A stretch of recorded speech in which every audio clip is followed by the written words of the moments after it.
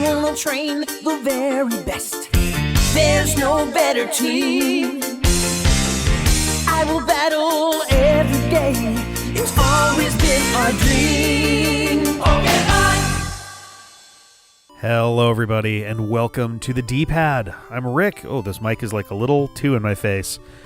This is Pokemon the Very Best, where we are grinding our friendly Rattata Strats up to level 100 on Route 1. It's been a little while since I've had the face cam on for this set of streams. I've been back for Metroid, for a particularly cursed Metroid Prime Hunter stream. But, good evening, just got off work, managed to have a lovely email exchange with Indiana's only decent politicians, a congressional candidate from Muncie. Ooh, interesting. All right. Dang. Hopefully it has been an actual properly lovely email exchange.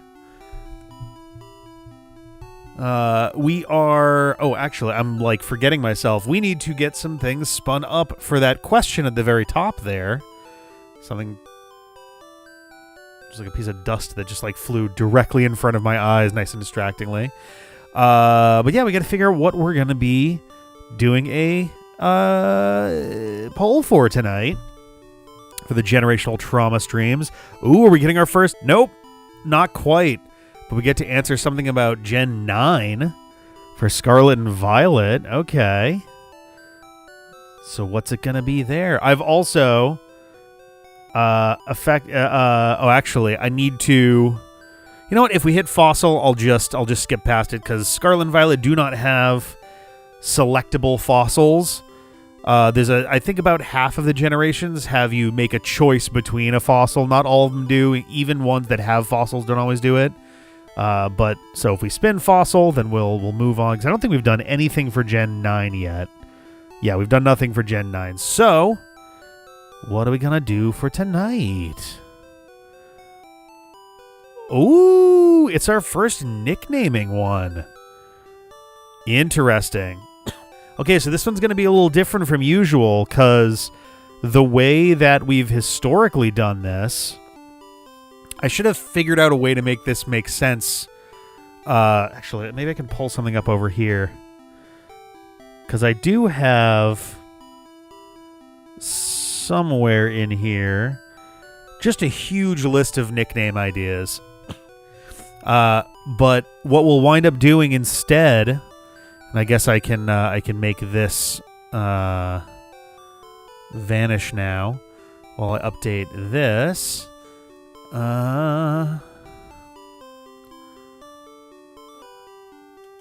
Let's see. Let's frame it this way. Whoops. If I could spell. Can this fit? Not quite. Let's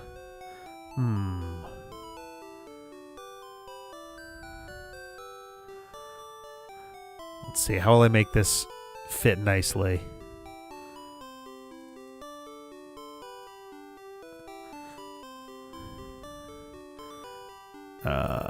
Can I fit it with... Not really. Okay. We'll just do this then. That'll work. Cool. So the way that this one's going to work is, I guess, going to be a little bit different, because normally we have a set of like concrete answers for this. So what I'll do is I'm going to start by going with, did I write down on here?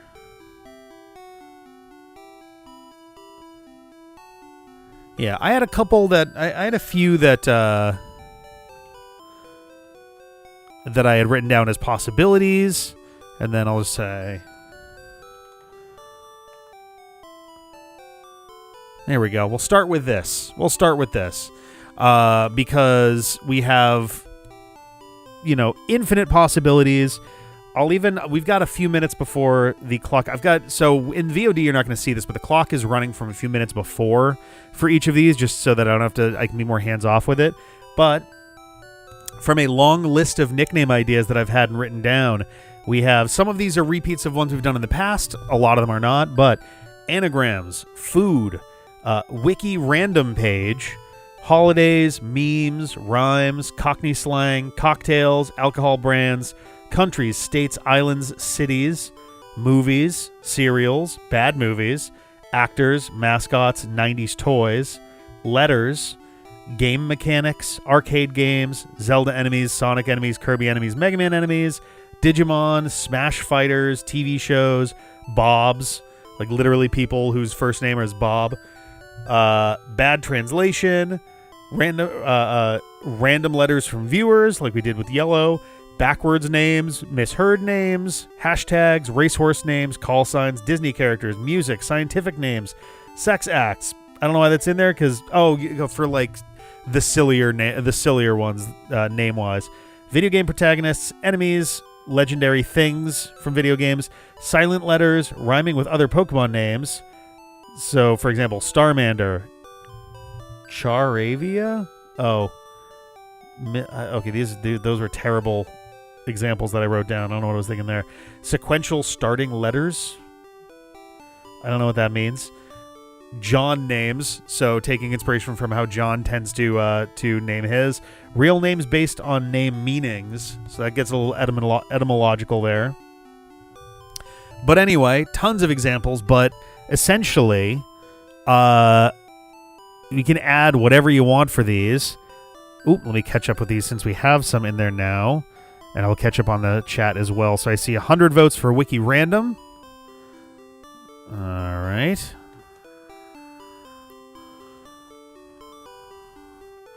Oh, whoop. Probably help if I put the right thing in there. I see 10 for math. So yeah, math was the one that I did for my Violet streams originally. So like I included the ones that I've done in the past just because some of them are pretty popular.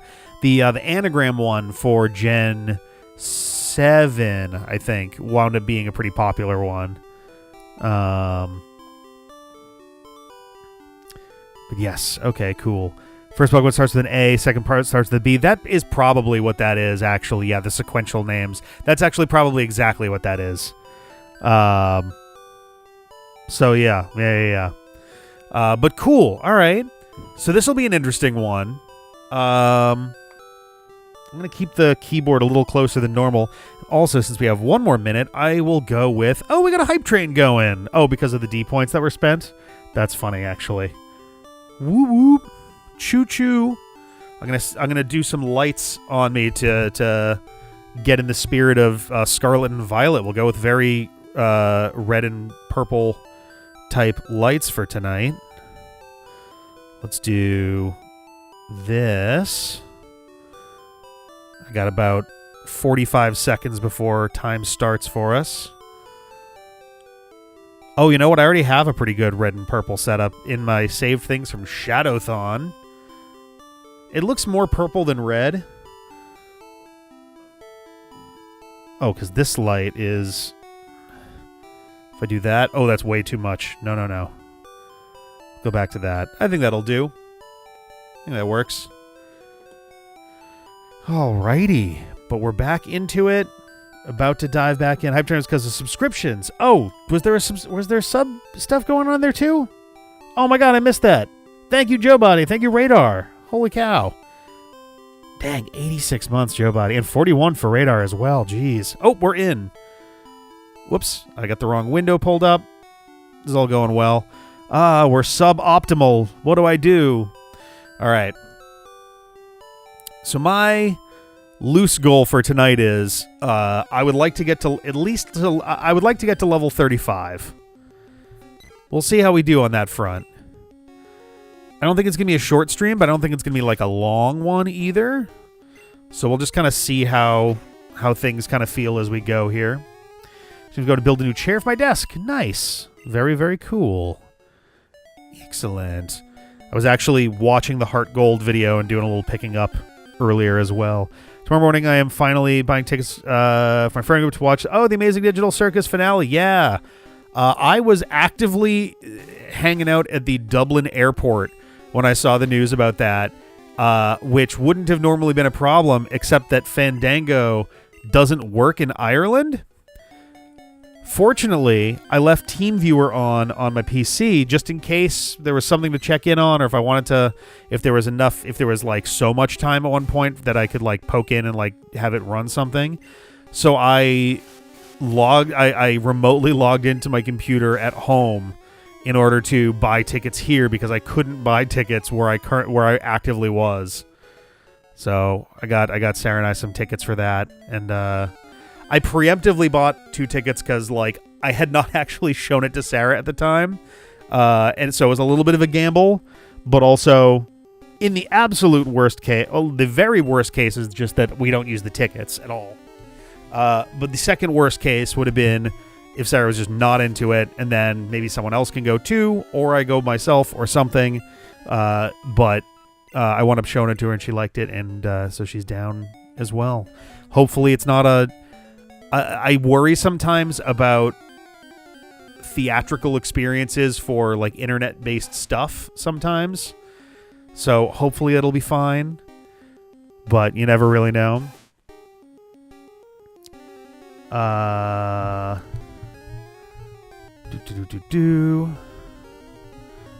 see, my goal tonight. Funny story about Amazing Digital Circus. I was taking a nap today and heard Amazing Digital Circus playing and was very confused until it turns out my 62-year-old dad was watching because a coworker recommended it to him. Oh, wow.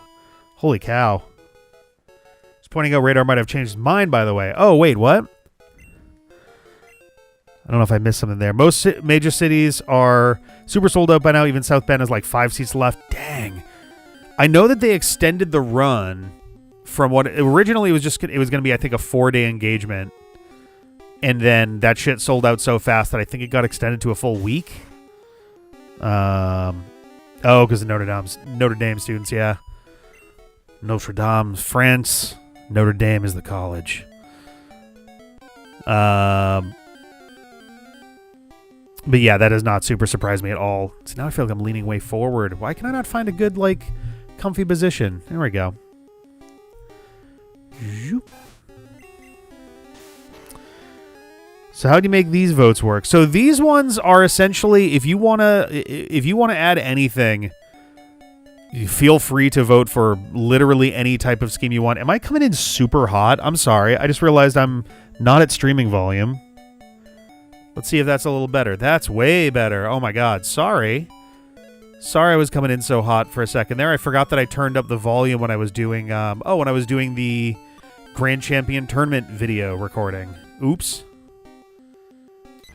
My tickets are for the 7th because that's the only overlapping day off my sister and one of my friends. Gotcha. I think there were enough spots open that I wound up grabbing like the Saturday afternoon or something. I think it was the 6th.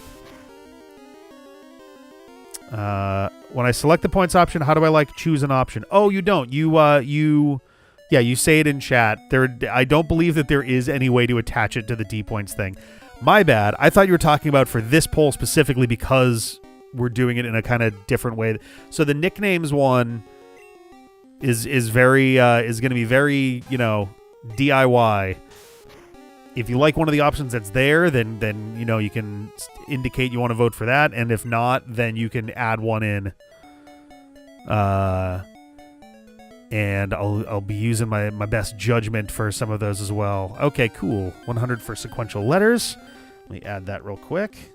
I think the colors one will probably... Actually, so I don't know how I set this up before, so let's see if the text will just get smaller. Sequential letters got 100. Nope. Okay. So that's... I was kind of hoping it would just, like, shrink the text a little bit. Hang on one second here. Let me see if I can figure this out. Based on the height of the plugin. Why does it do it only off the height and not also the width? Oh, that's way too small. I may have to do this manually. That's okay. All right, we'll start with this. We'll play with it as we go. That's all right. You can also do sequential letters with some other theme. That is also true. That can be blended in there. Oh, whoops. My vote is for scientist. Oh, I'm sorry. I I missed that line before, so okay, I'll update that.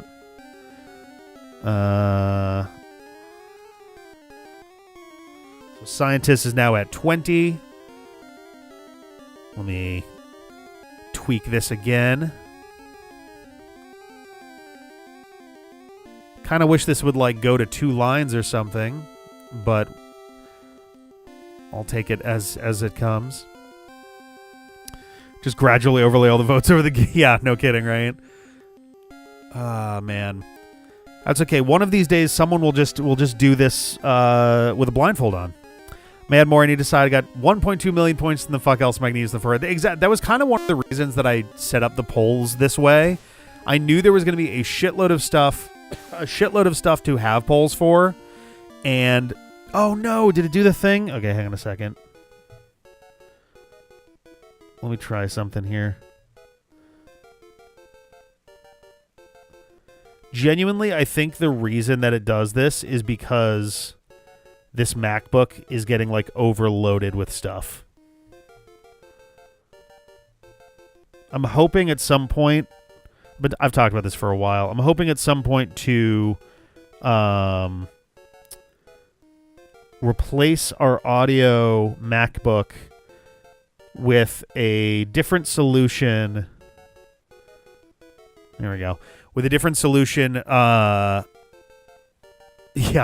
time to. I stopped, so I have to start over again. Whether it's a different MacBook or whether it's one of those MacBook Nano, whatever the hell the new one that they just announced that's like cheaper is, or whatever, something that is just going to serve as the audio device. Versus this one that I actually bring with me places, both because if it serves as just audio, then I don't have to load anything else on it, and it's going to run fucking smooth as butter all the time. Whoa. Okay. That's a little more surprising.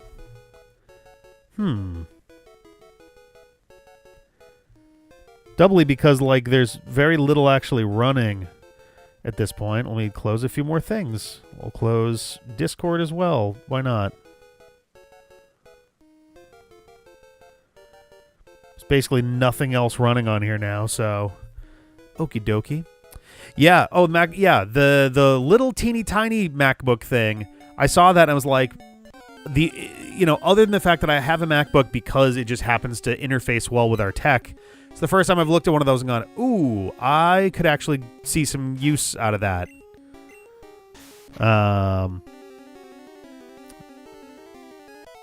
Is there a speedrun category for this? Yeah, right. Technically, there will be when I finish. This should be measured in fractions of a human life. Yeah, let's see. Because just for yucks, if we call the average lifespan 80 years. And let's say we do... I'm trying to think of what a good thing that'll be easy to subdivide a bunch might be on here. We'll say, let's just go with let's call it 400 hours. It's almost certainly gonna be less than that. It's gonna be like 350, but I will say 350. What is that out of a year?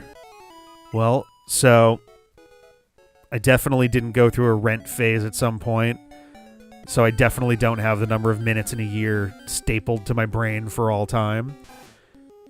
So 350 hours would be 21,000 minutes, which would be about one. What would you have to multiply that by? You multiply that by about 25 to get a year. So 1/25th of a year,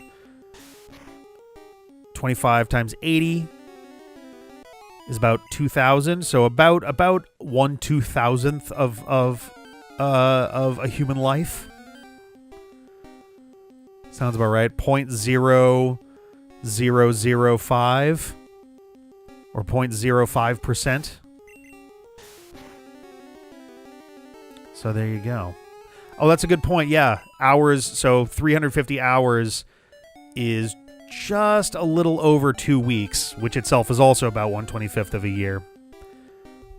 That would have been a much faster way of doing that, actually. I'm a diehard Linux guy, and there's only one distro for Apple Silicon, so that's a no dice for me.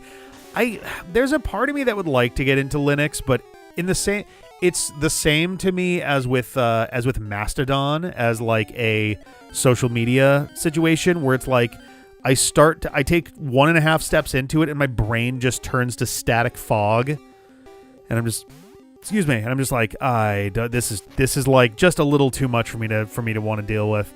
Not to mention the compatibility of stuff on Linux is a whole different ball game.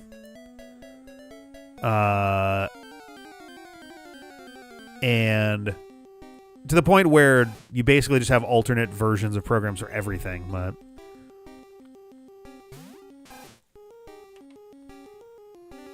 don't look at my playlist. I don't have the entire soundtrack still committed to memory after 20 years. I don't know what you're talking about.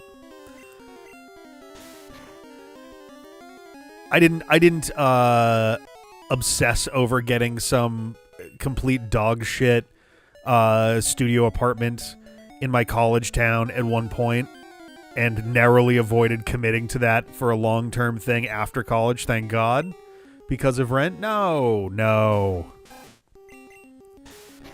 An apartment that clearly was a converted factory where all of the loft studios were just gigantic insulation-free rooms with massive sliding doors. No. Of course not. No. You use a lot of peripherals. You're like the platonic idea of someone who probably should not switch. Yeah, that's honestly, it's frustrating because I have enough stuff that it does make it really, really, really hard to convince myself to switch almost anything at a given time. If I was going to switch hardware, hell, software would probably knock the D-pad down for at least a couple weeks while I got my bearings in a new setup. Hardware, who even fucking knows how long that would take for me to actually be comfortable putting stuff together again. It could be kind of a while. And I say this having very recently, inadvertently put the channel offline for like 3-4 weeks. So Maple Story doesn't run on Linux easily, so that's the big Yeah, it's already bad enough trying to find games that'll run on Macs, let alone just a pure Linux environment.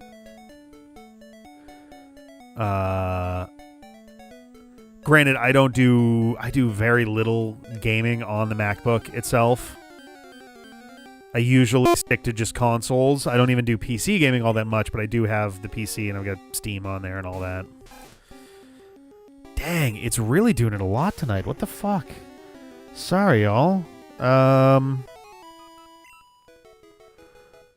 could try one thing. Let me try something here. I'm going to mute myself for a quick second while I do this. Be right back.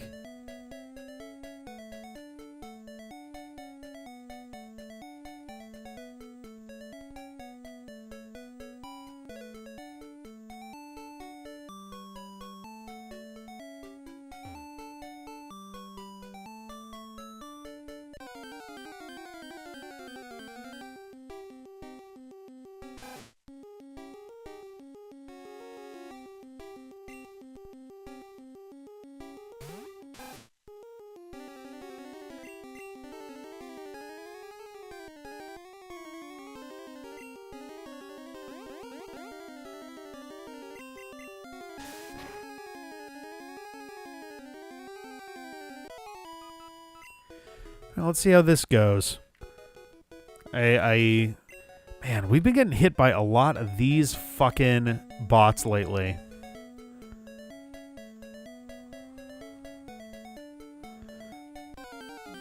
That's fucking irritating.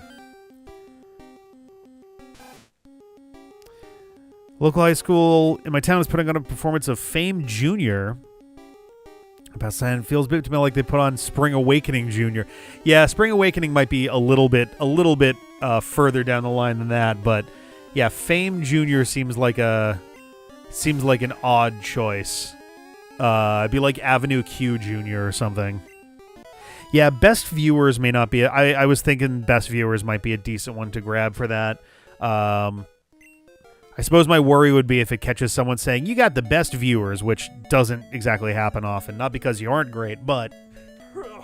Oh my god, this couch is good, but I'm still kind of figuring out the comfy positions for it, so excuse me one more second here.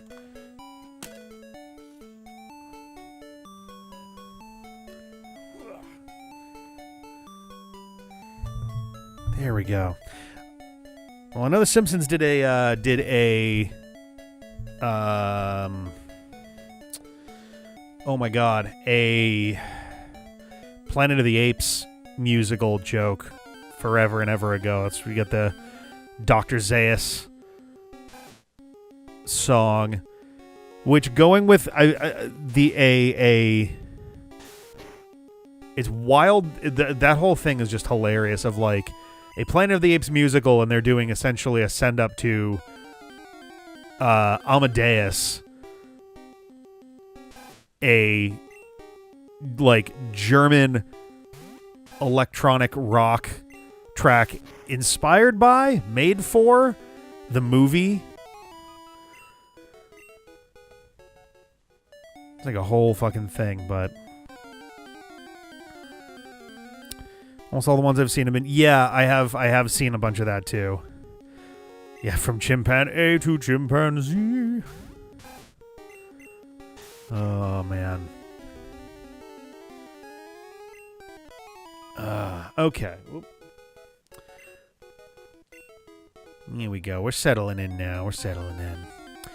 It's actually a little warm down here. I was kind of hoping to go a little long before needing to worry about the AC. I don't think I'm turning it on tonight, but we might be getting close. There really was like no bridge between it all. We went from I'm actually gonna do one more thing here real quick. Sorry, I'm just my camera is in a spot that's actively like annoying me right now, so I'm just gonna tweak this real quick here. There we go. That's much better. There we go. Okay. Cool. Oh, I had it and I lost it. I had a thing I was going to say. It's gone now. That's okay. Oh, yeah, we went from me being like, it's chilly down here, I need to like grab a bathrobe or something just to stay warm, to now I'm just like, wouldn't mind a little hand fan or something at a moment like this. With my lovely thunderstorm in my area, barely missed on my walk home, thankfully. That's good. It was gorgeous out earlier today. Like it was like actually the last few days, because we went grocery shopping on I forget if it was Saturday or Sunday, and it was like, I don't know, upper 50s, maybe even low 60s. It was like so comfy. We went to the grocery store and we walked out the door and there was no noticeable difference between inside and outside. It was like, oh, it's so comfy. It's very nice. It's the fabled room temperature room. Except it's everywhere. If I seem a little fidgetier than normal, so one, I had a doctor's appointment earlier today and I got re-upped on my tetanus shot. So my left arm feels like someone stuck a little metal bar in it, and it's just sitting there. That's my left arm. On my right arm, so I went golfing in Scotland. Beeble's a huge golf nut, and I've always wanted to like golf a bit more. I actually was originally in high school. I think I've told this story. In high school, I was planning on signing up for golf for freshman year, and my dad like essentially pointed me in the direction of the football table that was in the auditorium area, and the coach was like, you're gonna be a lineman. I'm like, okay. Probably would have been better for me in the long run if I golfed. My knees would certainly be doing better, that's for sure. I would honestly probably be lighter too. That was really what messed up my weight initially. was I was eating a lineman's diet because you needed a shitload of calories to then burn out on the field. And then I stopped playing football because I got injured. I got tendonitis in my knees and wasn't able to alter course on the diet fast enough. And it kind of, sort of snowballs from there a little bit.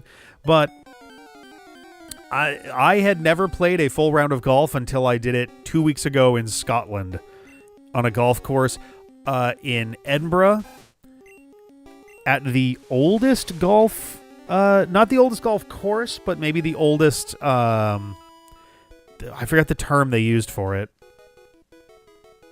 My scorecard that I was keeping is literally directly next to me under a hard drive, but I wound up hurting my right wrist out there in a way that's like super annoying because it feels like someone just took my wrist and just went gah, and like kind of crushed it down a little bit.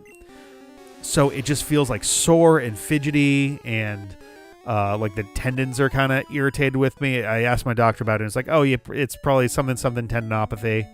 So yeah, just keep kind of stretching it and flexing it and stuff and it'll slowly get better. So both my right wrist and my left shoulder are like irritated and stuff right now. I'm just like, I just feel fidgety because of it. Put Dance on the Sidewalk firmly, and I swear I have some Pokemon type weakness to musicals. I'm a big fan of musicals. I like me a show tune. I don't know. I think I've always liked the kind of bombast of a good show tune and a musical number. Your dad was just worried Bob Barker would beat the shit out of you. Oh, yeah. I don't think Happy Gilmore was a thing yet. This would have been 2001. I don't know if Happy Gilmore was a thing just yet. It would have been right around that time. And I did love that movie. Was 96? I thought it was later than that. Dang. Was Little Nicky closer to 2001 then? Because I think Billy Madison was before Happy Gilmore. Little Nicky had to be after because they did a callback to the It's All in the Hips gag from Happy Gilmore. It was 2000. Okay. In fact, I own the Game Boy Color game of Little Nicky, and that pretty firmly plants it timeline-wise. Billy Madison was 95. Okay, cool. That's more or less what I was expecting there. On the other hand, you don't exercise that much with golf. You kind of do. It's weird. Like, the act of golfing does do a bit of a workout on the arms. The real trick is if you don't have a golf cart, you get a lot of walking in, like a shit load of walking in. We were wandering the city. We were wandering Edinburgh one day and we were wandering Inverness one day, and neither of those had as many steps for me as just the day of golf where we did nothing outside of golf. You really do walk a lot, and you're carrying, a couple dozen pounds of golf clubs too. Sister and boyfriend golf constantly. My sister proposed to me with custom golf balls. That's pretty cute, actually. Living proof that if they added a sound type fairies would be weak to it. Oh. I was like, wait, but they have a sound type. I'm thinking of like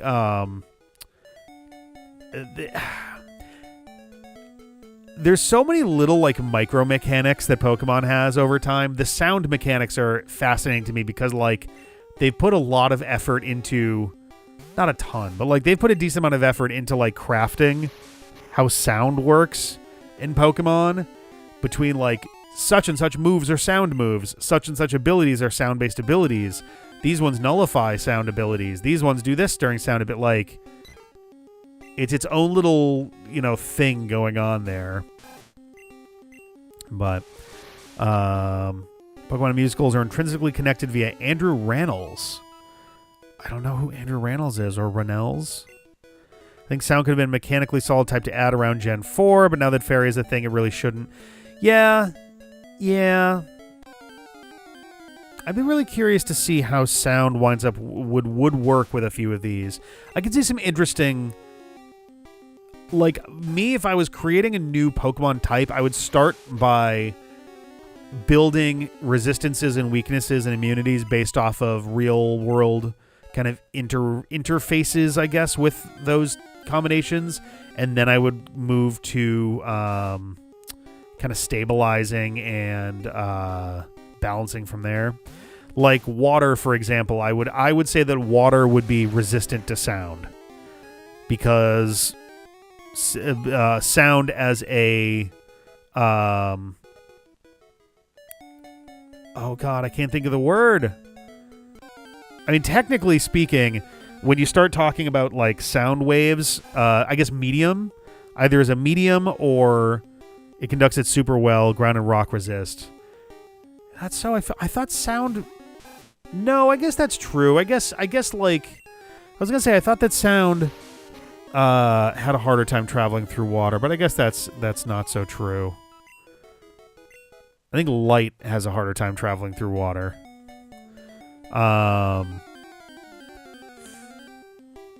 Electric and sound would be an interesting one.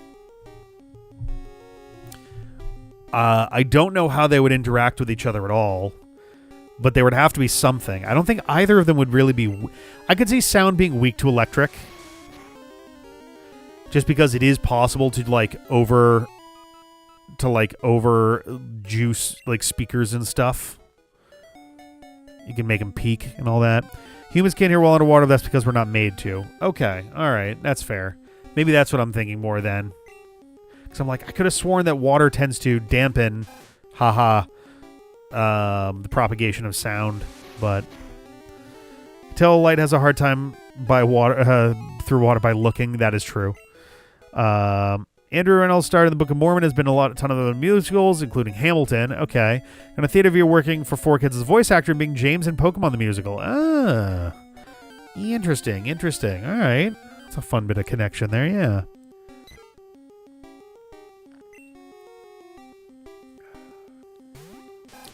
Nice. They've also added a lot more non-normal type sound moves. 3 to 5 was mostly bug buzz and grass whistle, which is just a status move anyway. I don't even know if I've ever heard of grass whistle. At least I don't really remember, but replace all your soundproofing with aquarium to see what it does to your audio quality. Oh god. Just make it into a giant aquarium. Do all the D-pad stuff from the water. The other thing I see a lot of fan types that they have way too many affinities. So by affinities, are you saying like, damn it. I'm sorry, guys. Let's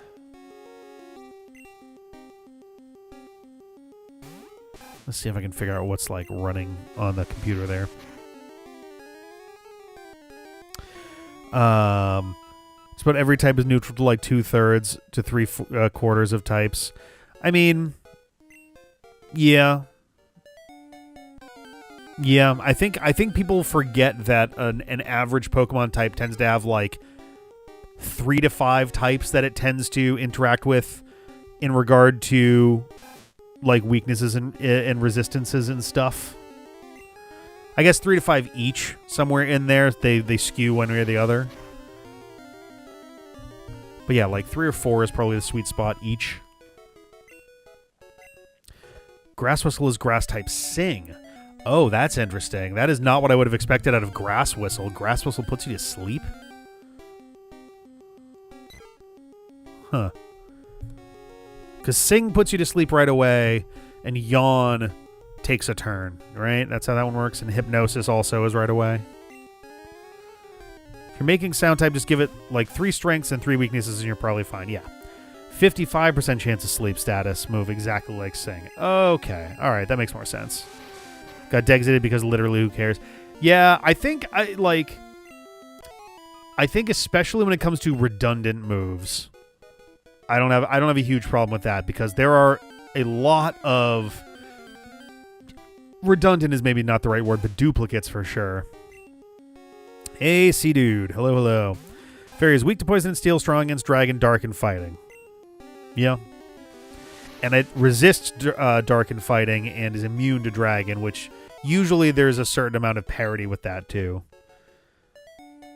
But yeah, sound, I think the types that it would most likely interact with would be like water, electric, steel, rock.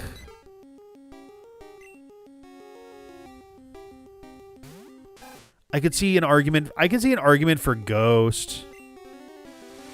I don't know what, but I could see something happening with ghost. The thing that would interest me the most in a good fan type is breaking down the kind of clusters a little bit.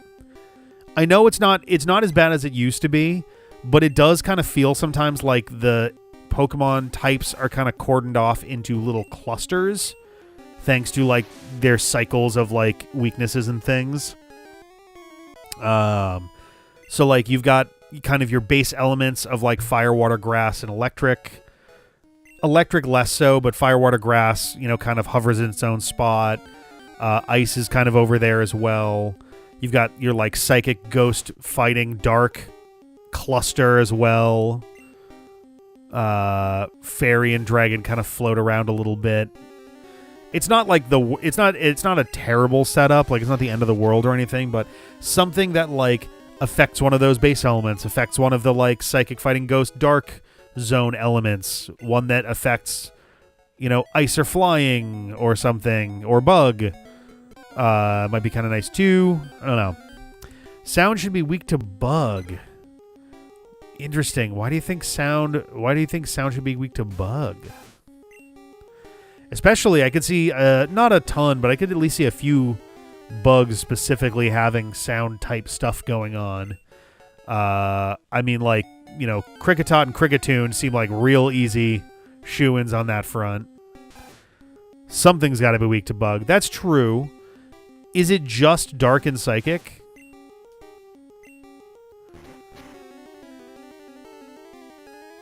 Can't think of any other side. Oh, Grass. Yeah.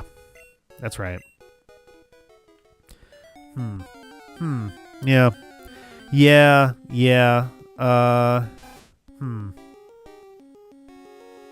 many sound moves that are now types other than normal. Yeah. That's really kind of one of the interesting things too, would be like finding spots where there's already a decent amount going on and kind of consolidating them, I guess. Because almost all special and normal moves are sound. Makes sense, yeah. Swift, Hyper Beam, Tri Attack, yeah. I'm one of those weirdos who thinks that like flying at this point, I've talked about this before for sure. I still feel like flying shouldn't be a type but a state. Like wind should be a type, flying probably shouldn't be a type. But like the state of flying or levitating or whatever should be a thing. Which it sort of is, because there's like ungrounded, I guess. Grounded is a separate thing. But there's a lot of like blurring of where one ends and another begins. I don't know. The flying type is a little bit odd to me at this point.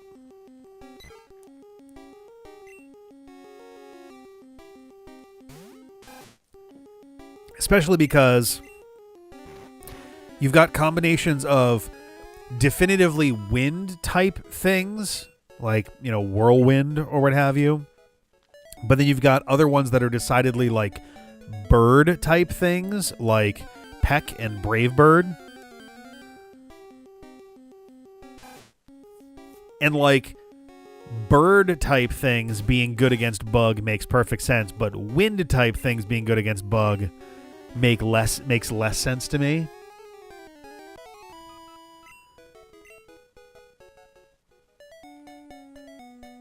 I suppose flying type is ultimately closer to bird than wind on average. Just thinking of how the type interactions tend to work.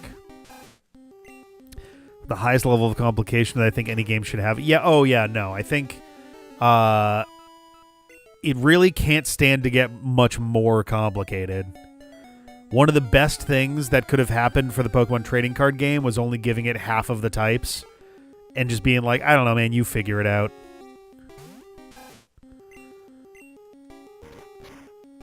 The end result was a much more... a much less normalized but much more streamlined type setup.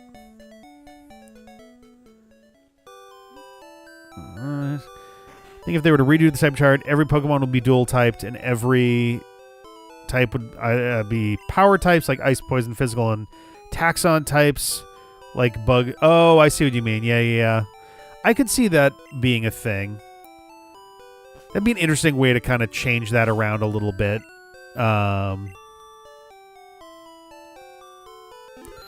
Honestly, I wouldn't even, like...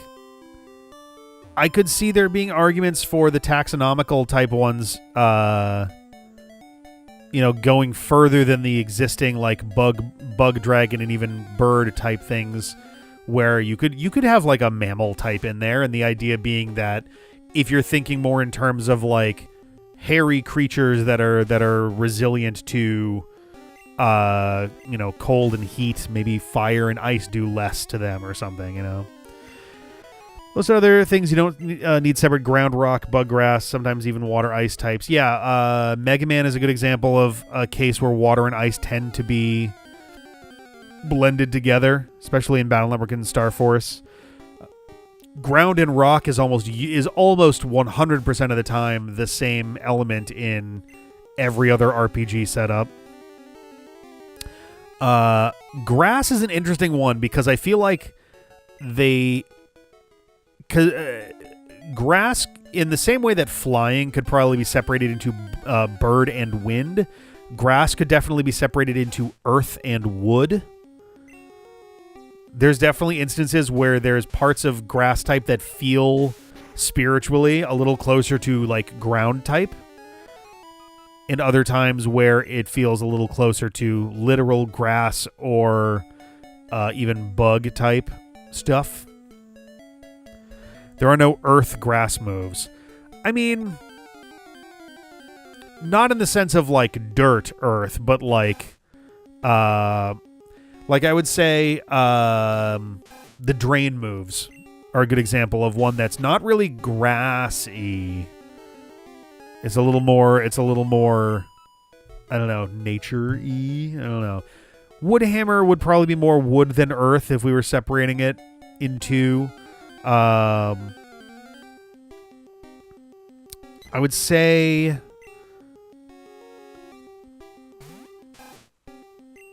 I don't know, what's another good one? I could see Leech Seed. Basically all the absorption moves just kind of feel to me more earthen in their like approach, but try to make that type redo. I've added a critter type for mammals and mammal-like stuff, a la Jigglypuff. Okay, all right. I also have written down somewhere, because there was a point where I know that there's been a few different attempts at this, and even I think one or two successful ones to convert the Pokemon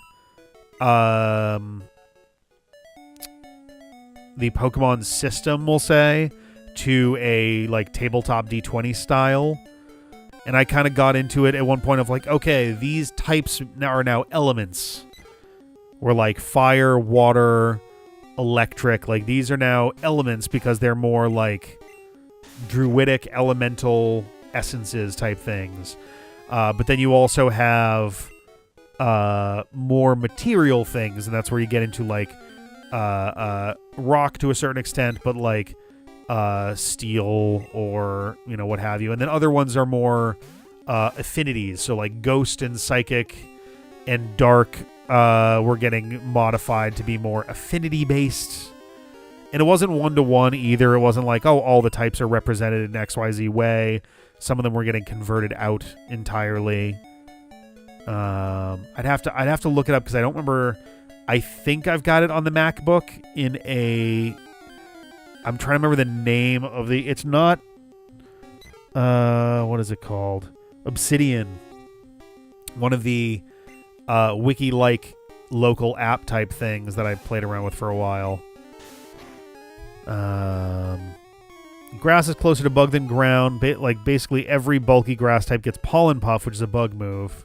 Oh, that seems odd. I can sort of see that, but yeah. Drain moves like a vine or something. It doesn't hurt but sucks fluid energy. I mean, I could see that as well, but I don't know. It's done in an abstract enough way that it's kind of hard to tell how they are kind of getting at that. But played a tabletop Pokemon system. Was fun, nice. One of the other things that I kind of explored a little bit was like trying to figure out how Pokemon moves could be adjusted for a tabletop D20 like experience. One of my rules for sure was that Pokemon are not limited to 4 move slots. It's basically treating it like any other like D20 player character, maybe even in some cases like wizards and sorcerers and stuff, where some things are treated a little more like spells or enchantments or what have you. But everything had like limitations, like, okay, Vine Whip could only hit from so far away, essentially. But also written out in a way where if a Pokemon were to use Vine Whip, they could grab onto something and use it as like a way to grab onto a ledge or a branch or whatever. For what it's worth, the egg groups, which are more or less the taxonomy groups, are monster, human-like, human shape, field land beast, mineral plant, dragon bug, fairy, amorphous, flying bird, water, water 2, water 3, and ditto and none. Yeah, and like I think that does a pretty good job of kind of capturing the like biological, I guess, limitations of some of them. Running Pollen Puff, Meganium, and Pokemon Champions, and it's shocking how long I can keep stuff like King Gambit and Sylveon alive to just rip attacks. I'm not even running Trick Room. Dang, all right. I haven't actually gotten into Champions yet. I keep debating getting into it, but also I've just never been big on competitive Pokemon in that sort of way. Like, obviously we do the padlocks and stuff, but I've just never gotten into like the meta, right? But I have done some Pokemon Showdown here and there.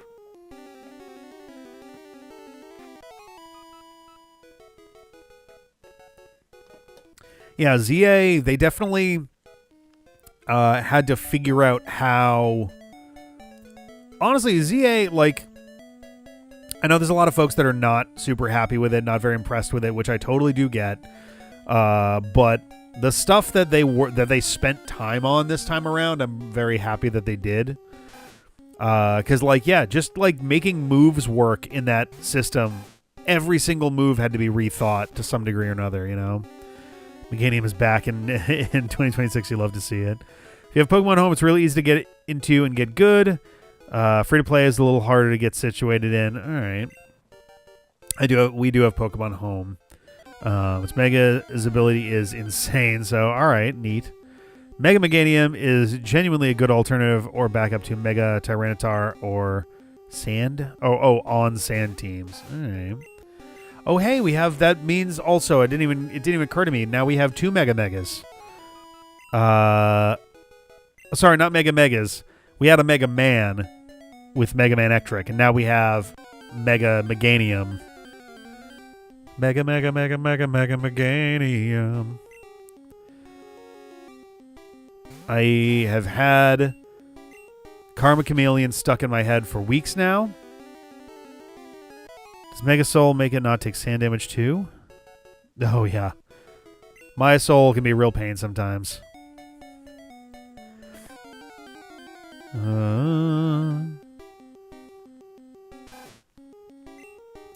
We are quite close to level 34. Would love to get to 36 tonight. I just don't think it's going to be very likely.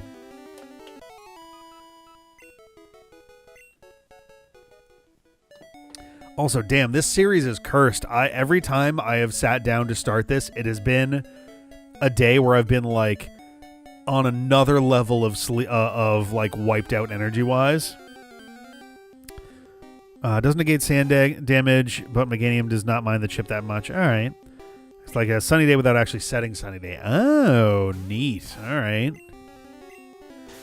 And Weather Ball is always fire type, 100 power. Yep, with a weather bonus. Yep.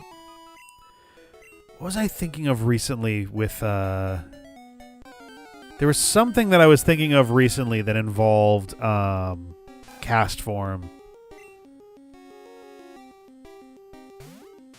I can't remember why. Oh, because I was thinking about Calreth in Pokemon Insurgence and wondering what other Pokemon could be on the team if weather is the focus. And one that occurred to me was Cast Form. Super Fang. We do not want Super Fang. Super Fang is worthless to us. Strats did not learn Super Fang. And I believe that is the last move that Strats is going to be asked to learn from Level Up. But yeah, more worthless than Tail Whip. Yes. Genuinely. I mean, they're both equally worthless. Because every other attacking move I have will one-hit kill. And Super Fang can't. So they are equally worthless. And if anything, Super Fang I think takes longer for its animation. So even if I clicked it accidentally, it would be suboptimal. So we actually try to play the game. You might not get as many one hit KOs as you're expecting. I mean, that is fair, but I'm also going to have other moves that I will have to have on Strats at that point. And Super Fang is probably not going to be all that helpful there either, to be honest. Like half is good, but considering the other stuff that I'm going to have on here on Strats by the end, it may not make much of a difference, to be honest.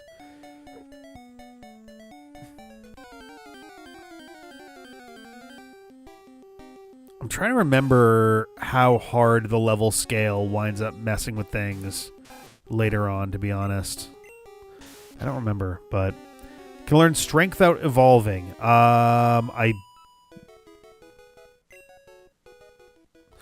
trying to remember on that front. Because I also don't believe I can learn Surf. So I will need to grab somebody for a quick bit of assistance there. Ironically, I should have just kept my Squirtle for that, for Surf and actually Rattata might. I don't think Rattata can learn Surf. Let's look it up through here.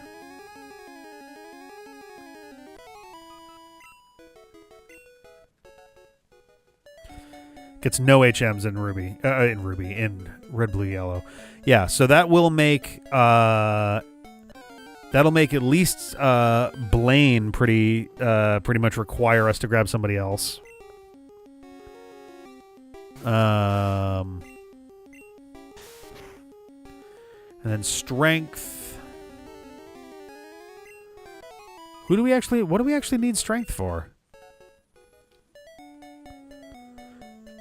I think the big ones are Cut and Surf, aren't they? Oh, for Victory Road, presumably for Strength. Getting through caves. So the only one I think Victory Road is ultimately the only one that'll be a problem for that, because we don't need to go through. So the earlier caves don't have Strength gates. And we don't need to go through Seafoam Islands because we can just surf south from Pallet Town. We will still need the ability to surf. But I think the biggest thing is just Victory Road. Not using Flash means tons of walking to walls or pausing and unpausing repeatedly. Yeah, which, I mean, that I was kind of anticipating anyway.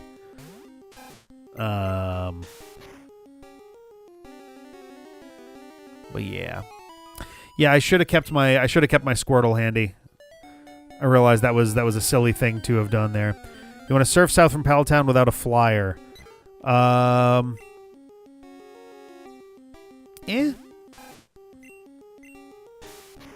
don't know.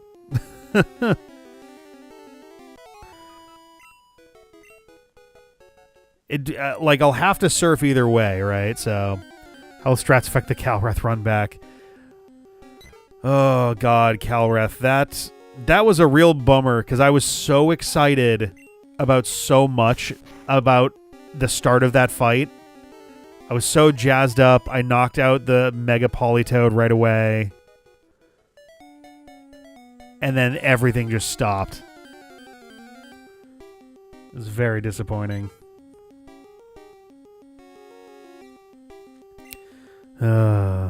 Getting back from Fuchsia to Palatown without a flyer is quite a hike. Oh, I see what you mean. I gotcha. I mean, it is. It's true. I figured I would probably bike back up whichever... probably bike back up Cycling Road. And that'll bring me into, what, Celadon? And then I can go into... I can bounce to Saffron, then up to...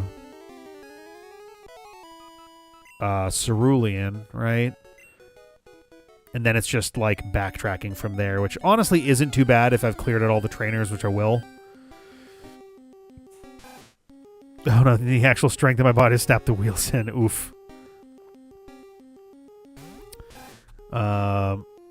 Kellereth is definitely difficulty spike. Well, we're down to we're up to the 7th gym leader. We can't have many more difficulty spikes.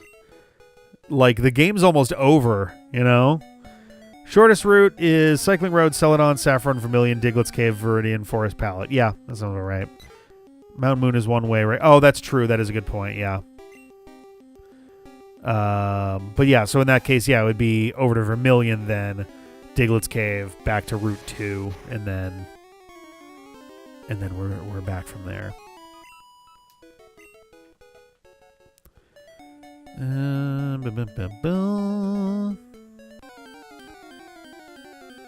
But yeah, we'll catch somebody else after we're all trained up, because we will need somebody, unless I want to start getting real feisty about it and figure out some more glitchy type ways to get where I want to go. Which, given that this game is held together with staples and bubblegum, I have to imagine there are lots of ways to actually. I'm sure I'll have time to look at this to look this stuff up, but I literally watched a video the other day, not the other day, like a couple weeks ago. That was all about glitches you can pull off in Gen 1 without any, like, external programs, devices, what have you. Just stuff you can do through, like, regular gameplay. And one of them definitely allowed you to set up a wrong warp at will. So if I did that, it's entirely possible that I could wrong warp myself to Cinnabar Island and then wrong warp back out of it. Hell, I could possibly even wrong warp myself to the top of Victory Road if I really wanted to. Which, to be fair, if I could wrong warp myself to the top of Victory Road, I don't need to worry about the gym leaders because the check is behind all that, but that's its own thing.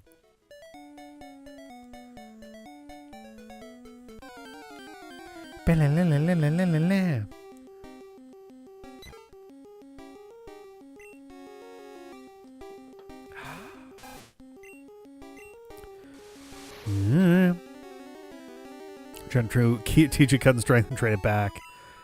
Would it be able to? I don't think you can trade Pokemon with HMs in Gen 1 and 2. I think, or maybe that's the remakes.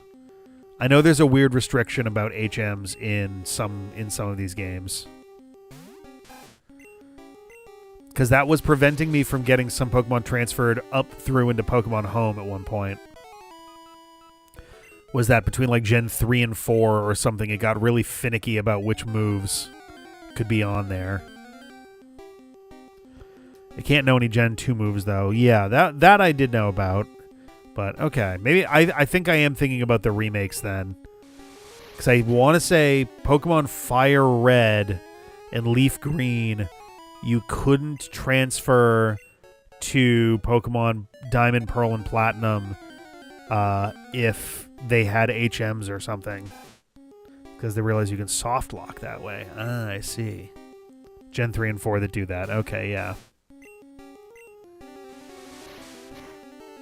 Yeah.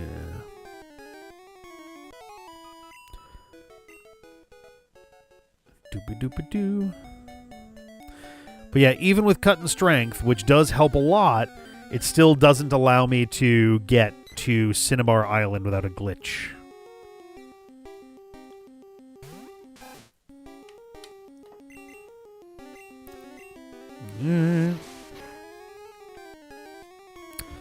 So cut, surf, and strength. Is there any Pokemon that is able to learn all three of those? Flash wouldn't be the worst thing to add in there, but really it's cut, surf, and strength that I think are the three required ones. Rats are actually pretty good swimmers, yeah. Like, I don't think Poliwrath can learn cut. Wrong warps his way to the end of the game immediately afterwards. Honestly, I'm kind of debating wrong warping around to bypass the cut and strength and surf blockers. Kabutops will do all three? Okay. I mean, hell, that's actually pretty ideal, to be dead honest, since I'm gonna go through Mount Moon anyway, so I can pick up my Kabuto and then go and bring it back and you know, do all that stuff. So that would make that pretty easy, to be honest. It can learn all three? Oh, or it cannot? I'd assume cut and surf are both available. I don't know about strength, though. Oh, reviving is on Cinnabar. You're totally right. That's a good point. That's so funny. I keep thinking that the reviving happens in Pewter, but it's totally Cinnabar. You just get the old Amber in Pewter City. And even that, I think you need to have cut to get to. I'm trying to remember. You have to go into the back of the museum, though. Excuse me. My goodness. Because let's see. Lapras, I don't think learns strength, but I don't even know if it can learn cut.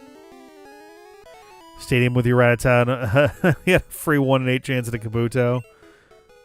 Oh, God. Does Gen 1 Pokemon work with Stadium? I guess with Stadium it probably does. Stadium 2 is where they went to the Game Boy Advance ones, right?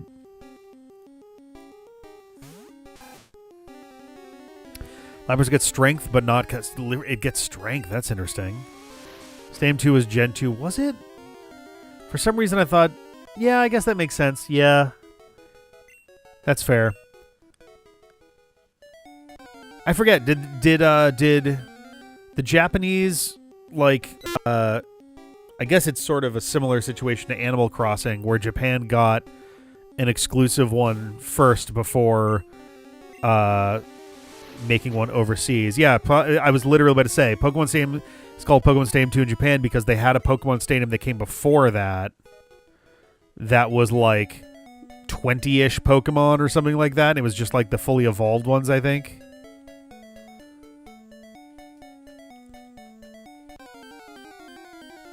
But it'd be interesting to get my hands on one of these days just to have it. Strats.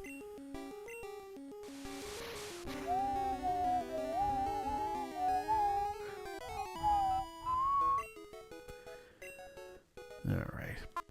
Simple version of the GameCube game. Japan, the GCN game is called Animal Forest E+. Okay. Interesting. Huh. What an odd name for it. E for extra. Alright.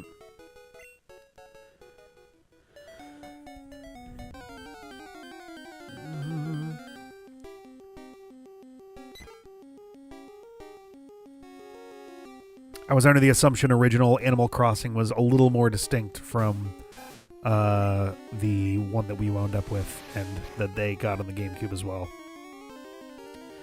The one was Plus, then that was modified quite a bit to be the Western Animal Crossing, then that was modified even more and was brought back to Japan as E+.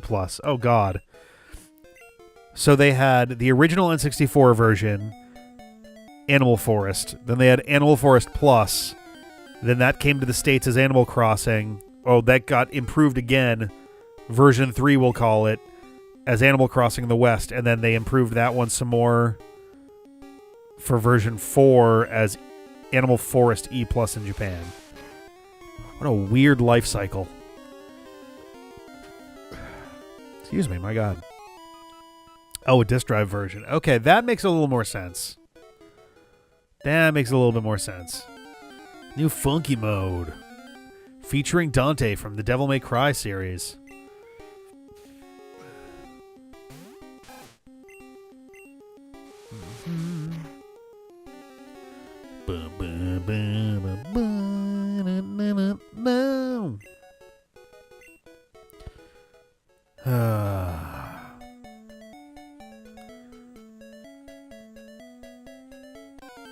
I love the way that some games move E+, because I was kind of wondering with the E name if there was some e-reader based situation happening, but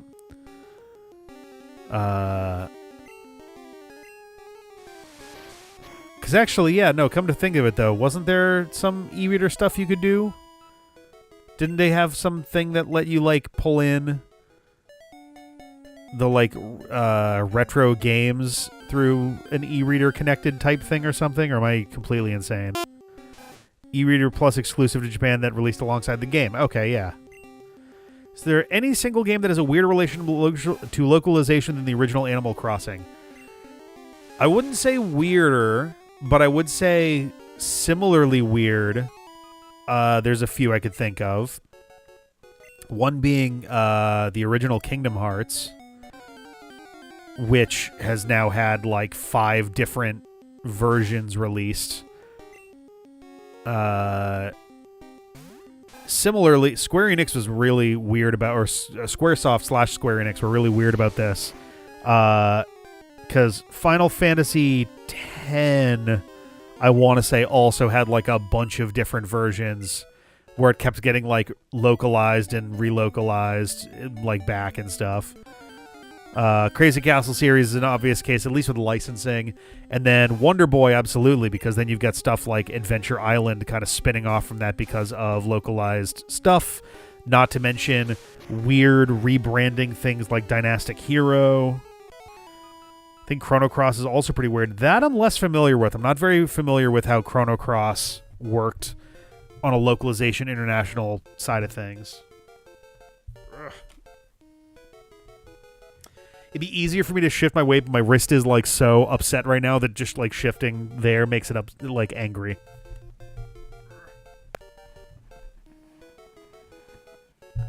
So Krabby and Kingler get all of those HMs. Okay.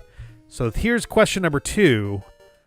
Can Krabby or Kingler be gotten before leaving from Fuchsia City? Resident Evil Survivor, Gun Survivor games.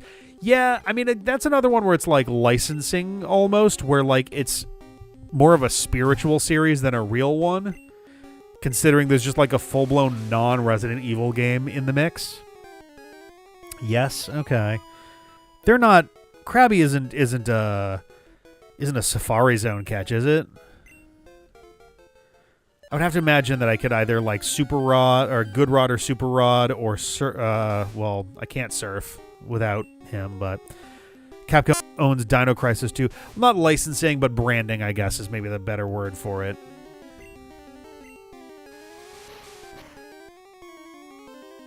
Ooh, excuse me. Strats. Bunch of different overlapping odd changes in both of the English versions of Chrono Cross, not to mention Radical Dreamers getting bundled with the newest re-release, which has its own localization weirdness. Yeah, did they relocalize Radical Dreamers? Or, like, actually... Because I think the previous English one was a fan translation, right? Radical Dreamers is so funny because it not being canon to the actual series means that you don't have to worry too much about the fact that Magus is a returning character, essentially. And then they decanonized that and went with Chrono Cross, where it went a different direction with it. But now I guess, I don't know, it's weird. Never officially localized until re-release. There were some rumors that they copied from a fan translation, but I never saw any definitive proof. Yeah, you would have to really back that up with something strong, considering it would be easy enough for someone to claim that it's being copied because certain things are translated a certain way when that just might be the correct way to translate it. You know, that's a tough one. Krabby's a fairly common super rod catching like most places. Okay. The trick is getting the super rod, which... around Vermilion City. Okay. The super rod... because I'm trying to remember. So you get the old rod...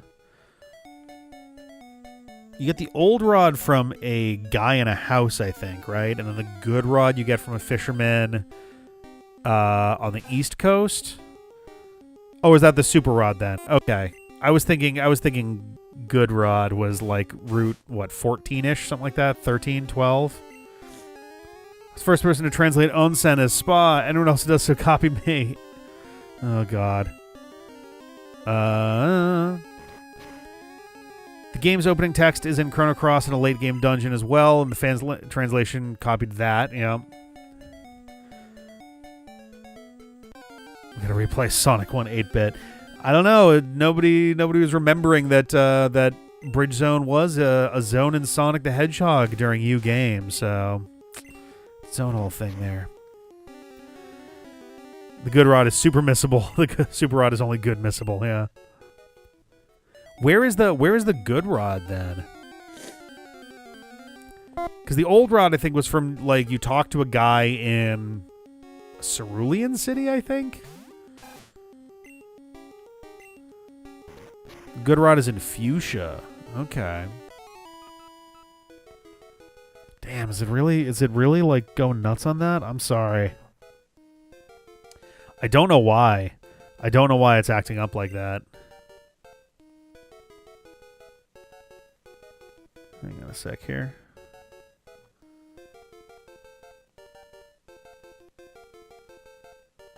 Also just going to like turn off my Bluetooth on my MacBook. Maybe that'll ease it up a little bit. It'll be every 6 to 7 minutes. God damn it.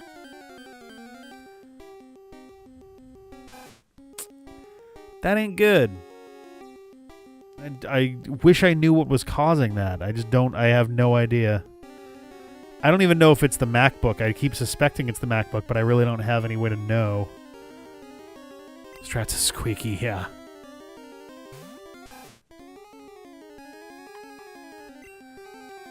Alright. Oh no! I've been getting too distracted. So brought significantly before the good rod. Oh yeah, that's a good point actually, huh? I wonder if that's meant to imply that you're supposed to go down Cycling Road and then back up the other way.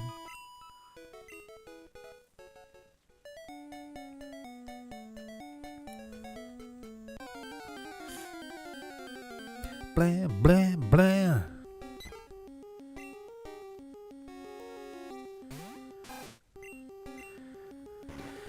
That, of course, makes the route numbering weird, but it's already weird. I mean, it was weird before, considering it ascended down both the east and west portions of that pathway. But also, there was never going to be any way for those to make perfect sense anyway.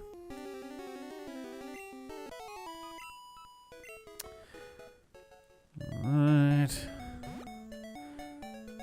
You know what? Let's head home and recharge.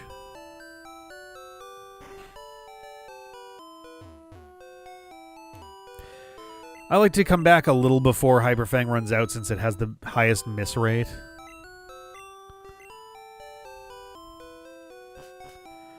I don't really understand the point of putting the rods in a specific place rather than upgrading you no matter which one you get. I mean, yeah, and I think like if you were doing a randomizer, I think that's exactly what those would be, right? Would be progressive rod upgrades.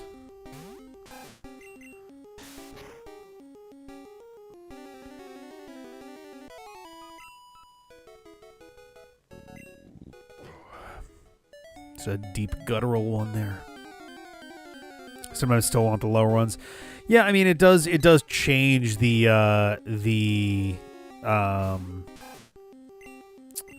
encounter table, right? Before you want the old rod, yeah.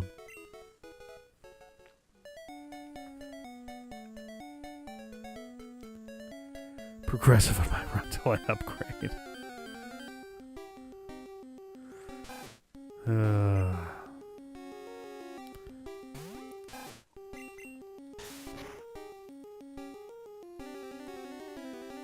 The Feebas thing is like crazy to me. The way that works. It's like ridiculous how like specific you have to get with that to make that make sense.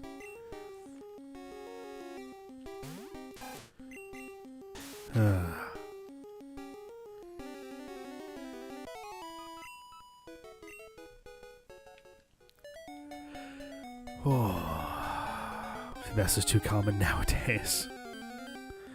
Back in my day, you had to just guess what square he was on.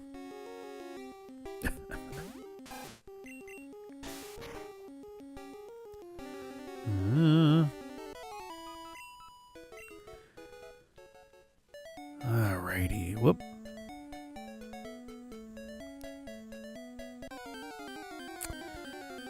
One heard of people finding about missing no and that Mew was under the truck and took that as acceptable level of complication for getting secret shit.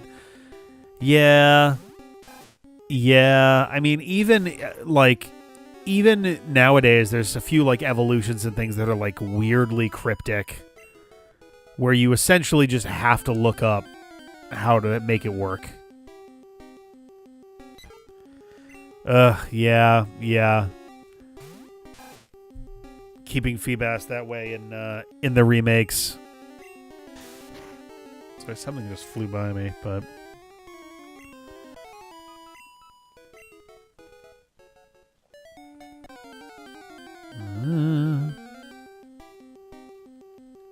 oh yeah, Runarigus.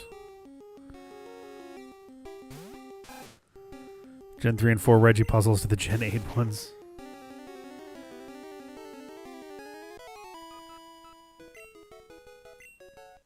Did Gen 8 even have puzzles?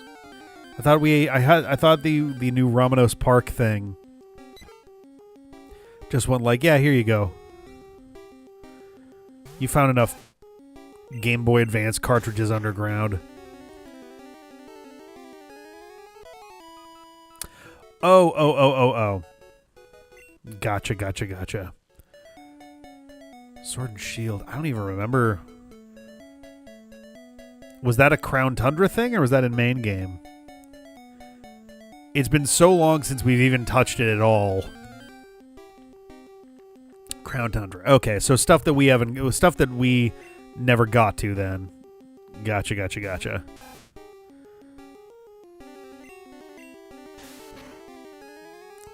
Honk your bike horn, spin around in a circle after we... Oh, Jesus Christ. Hey, one of these days, who knows... Ben almost made an appearance at the anniversary marathon stream, but wound up having a pretty bad headache and sitting it out. But perhaps one of these days we'll get the two of them in a room again together and we can close that bad boy off for good.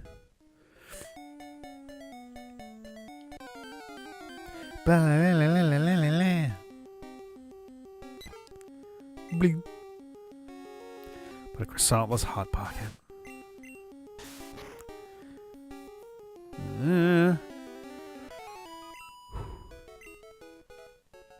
So just as a head up, yeah, totally. Just as a heads up, pretty good chance. I assume that I won't be streaming this next Monday.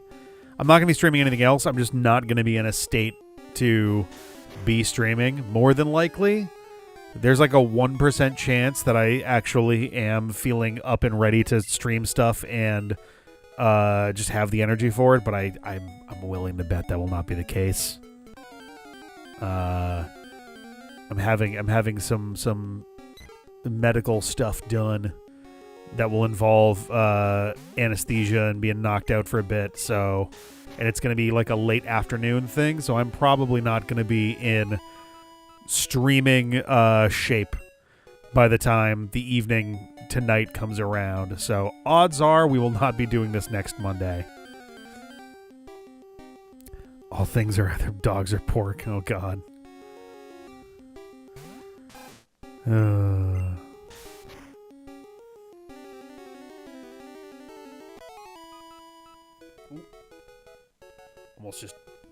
Almost just dropped my glasses. That would have been good.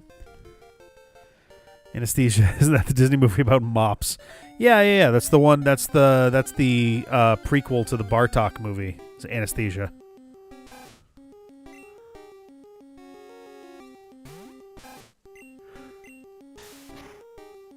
Whew.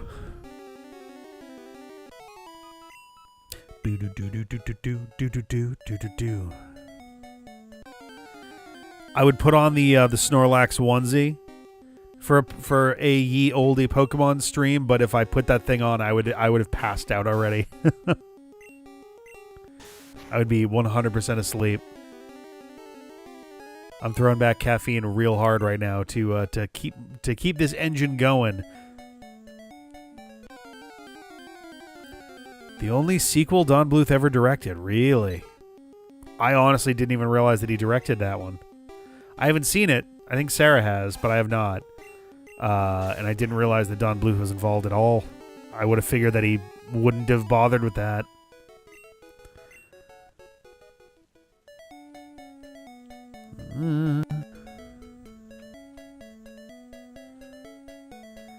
Don Bluth is no longer with us, right? I know that Ralph Bakshi is still around, but is he still alive? No kidding. All right. Have a good one, Radar. I have work sooner than 11 a.m. It's going to be a rough morning, but we'll see how it goes. But have a good night. Ooh, excuse me. That probably came through the mic. So did that. Sorry. Closing in on level 35. We're getting there.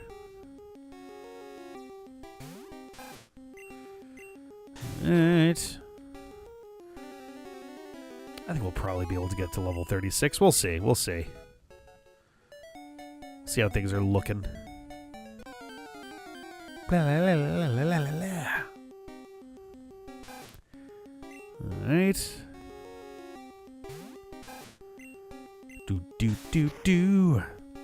We'll see how we're feeling once we get through level 35. I'm certainly not going to just end the stream right then and there. It'd be a crazy short stream. But 36 may be a little on the long side there.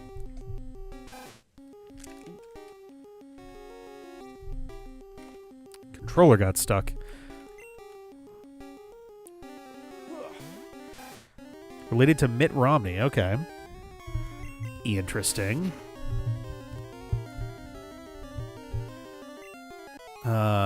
Is the Pratt family connected to... Isn't there like a Pratt Whitney or something?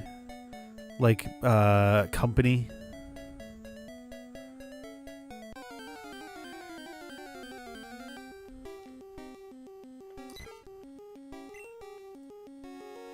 Or Pratt and Whitney, maybe? In case you ever need a chart to connect Don Bluth to Mitt Romney, it exists.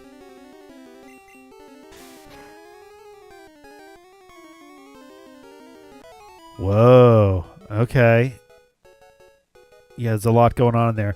Oh, yeah, there's the Bluths. Let's see. 1, 2, 3.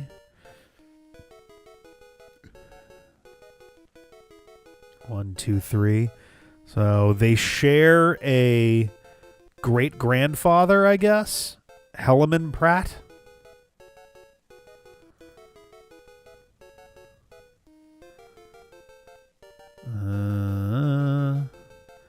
Interesting. Huh. Alrighty. Fascinating.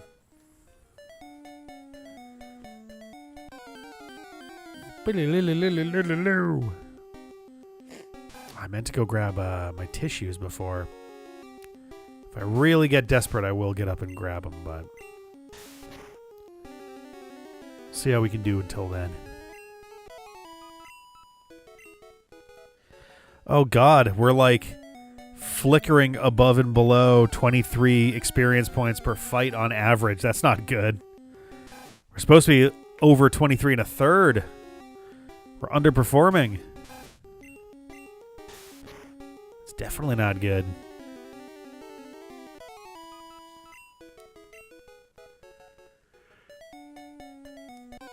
It's funny, I watched the I don't know what reminded me of this. Oh no, I hear you, Alex Bird. It is all good.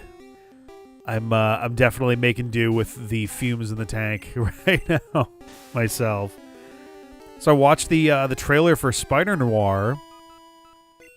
First of all, crazy that we live in a world where we have Nick Cage playing a live action Spider-Man and like playing it in earnest as opposed to the Superman Lives cameo in The Flash, as awful and shameless as that shit was. So yeah, Nick Cage as Spider-Man is just wild to experience. And two, the, I believe, Irish actor who is in that, who is also in Bruges. When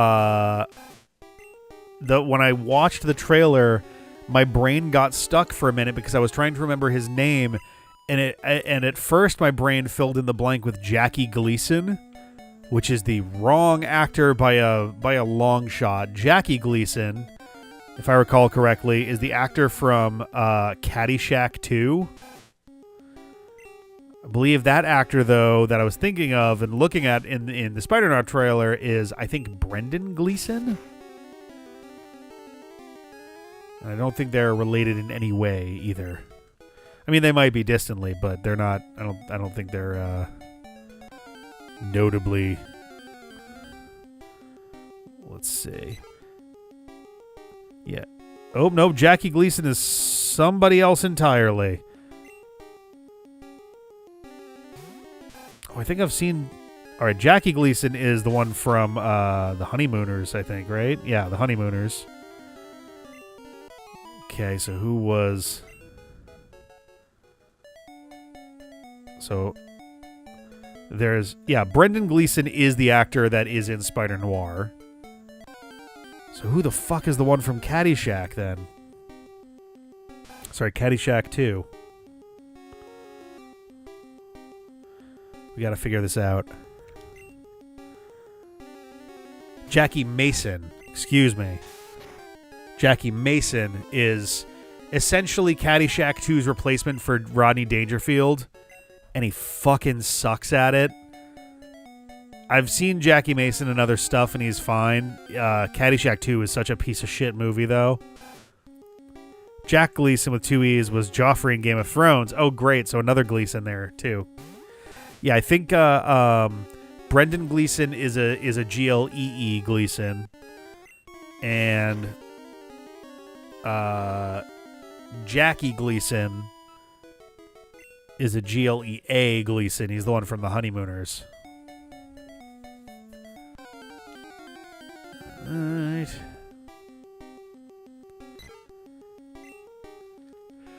Actually, I wonder. Because now I am curious about one thing, because he looks familiar in his older age there.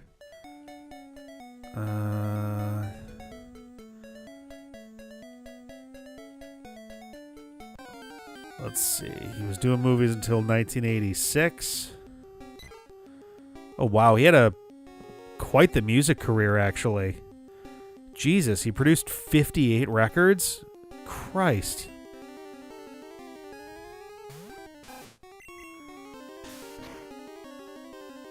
Oh, he was Sheriff Buford in the Smokey and the Bandit series. Not anything that I was expecting in there, though, out of films. I was wondering if he was... There's a military character in The Incredible Melting Man that looks a little like Jackie Gleason. Have you seen the Please Don't Destroy skit with Brendan Gleeson where he's an elderly man pretending to be a high schooler? I don't think I have seen that. I have not seen that.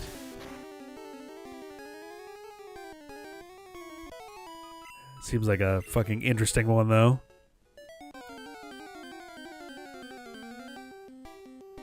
Alright.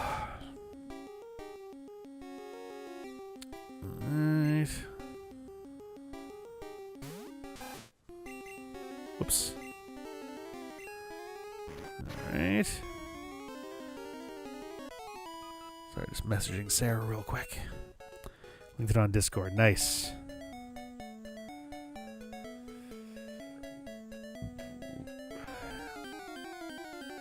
Yeah, no, that one is Steve Buscemi.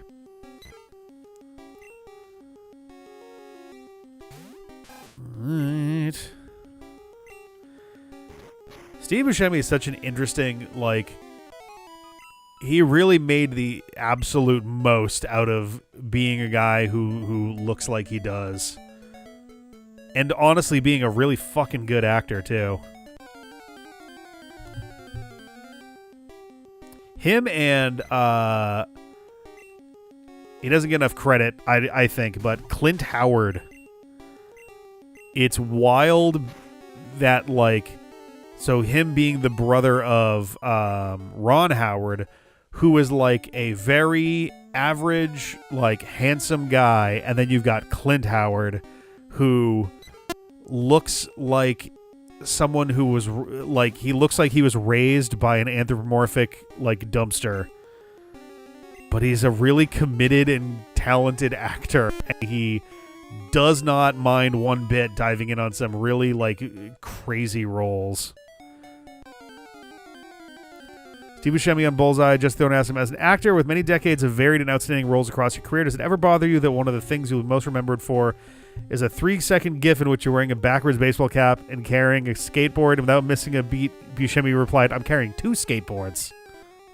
Nice. I love that. That's great. You gotta have a sense of humor with that shit, or like people will see right through you if it's all for show. But, like, that's such a great just mood to be in with that. We're just like, you're forgetting something.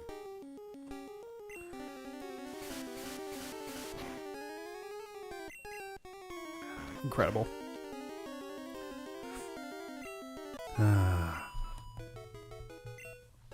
Who made Strats bleed?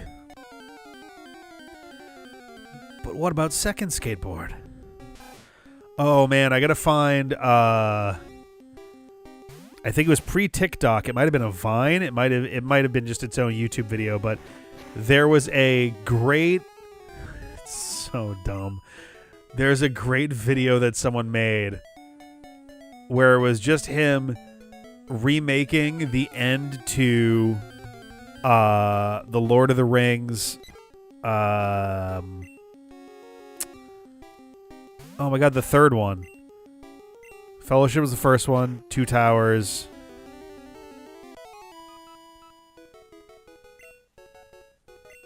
I've forgotten the name of the... Oh, Return of the King. Yeah, Return of the King.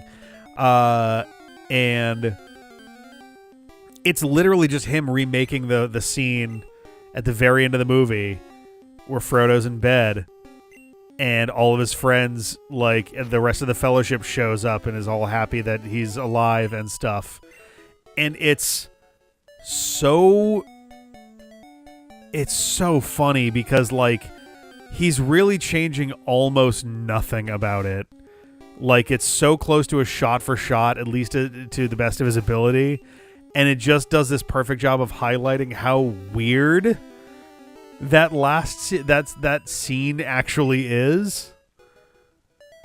Including some little things like when Legolas comes in after he's been like with like everybody that's in there. Legolas comes in and he just kind of looks at him kind of blankly for a second, and then I think Gimli comes in and he's like, oh, I'm trying to remember. And like it's tough when you got a big enough ensemble, but Wasn't there like a thing where like Frodo and Legolas never actually speak to each other in the entire trilogy or something?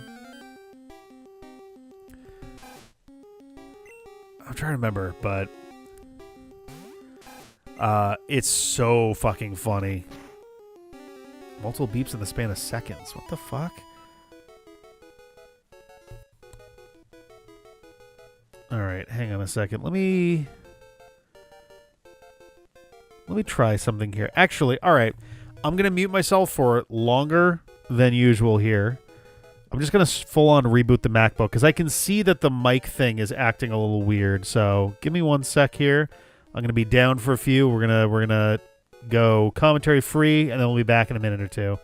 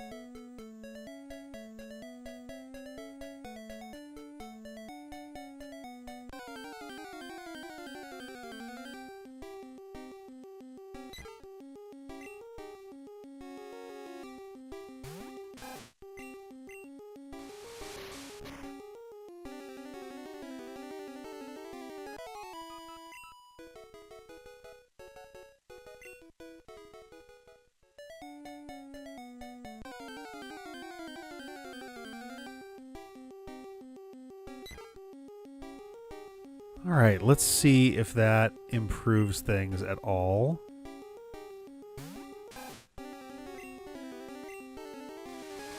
We shall see.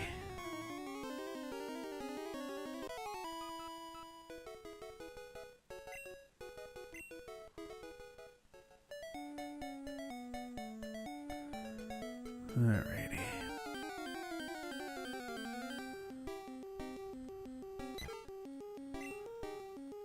Doop-a-doop-a-doo.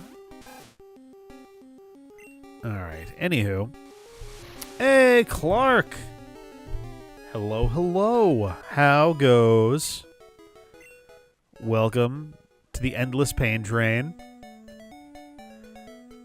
We're slowly making our way through. Getting our Rattata all trained up to be a big boy. Or girl, I don't know which. Korshal, yo, hello, hello. Ooh, a game must have just finished up. How are things? Also, Mario Party or Fortune Street? I I feel like there's a non-zero chance of some Fortune Street action from tonight. Fortune Street. I knew it. I knew it. All right. Excellent. How'd it go?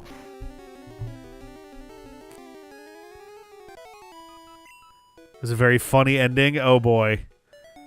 I'm very familiar with those with Fortune Street. The first game of Fortune Street I did for Mario Party Madness, but for Miss Fortune Street, I suppose.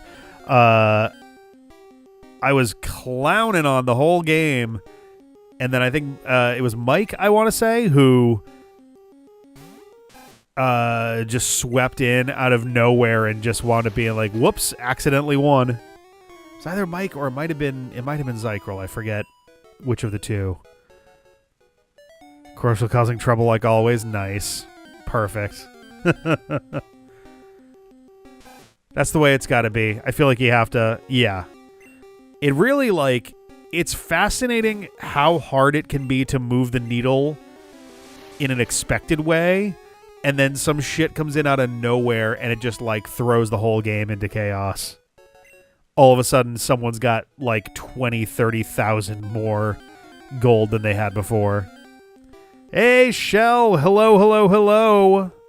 Welcome, welcome, welcome. We are deep into it. Pure chaos tonight. Nice. Building Hail Marys are the best. Absolutely.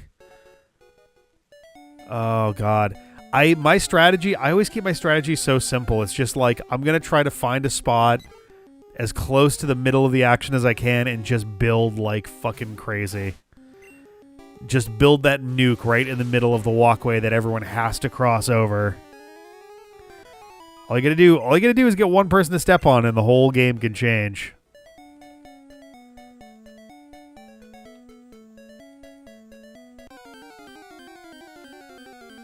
Building a chair during this chill stream. The headrest is fucking up a bit. Ooh, okay. Like slotting it into place or like just general attaching it.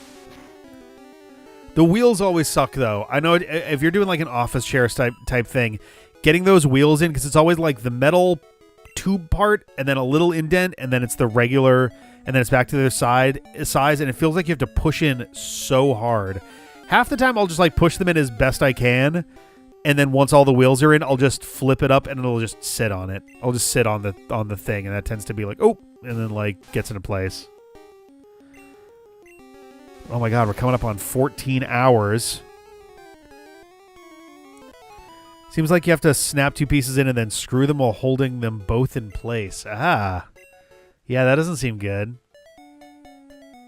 It's not good at all. But yeah, for Dryhander, yeah. For anybody who is just joining, I am doing the very normal thing of raising Strats, our loyal Rattata here, to level 100 on Route 1 in Pokemon Blue. And it's going great, and it won't take the rest of my life. We are almost to level 35, which will be still a little bit under 5% of the way. We've got about 20 times as much work to put in as we will have put in by the time we hit level 35. And if I recall correctly, this is my 5th stream. There's a reason that hour counter has 3 digits to it. It took literally a year for me to get back into this after the initial stream, but I'm starting to feel a bit of a rhythm to it. Not like there's much that needs to get done rhythm-wise, but I don't know. There's like a certain like mental and emotional rhythm that kind of comes with it after a while. It's like, okay, I'm feeling it now.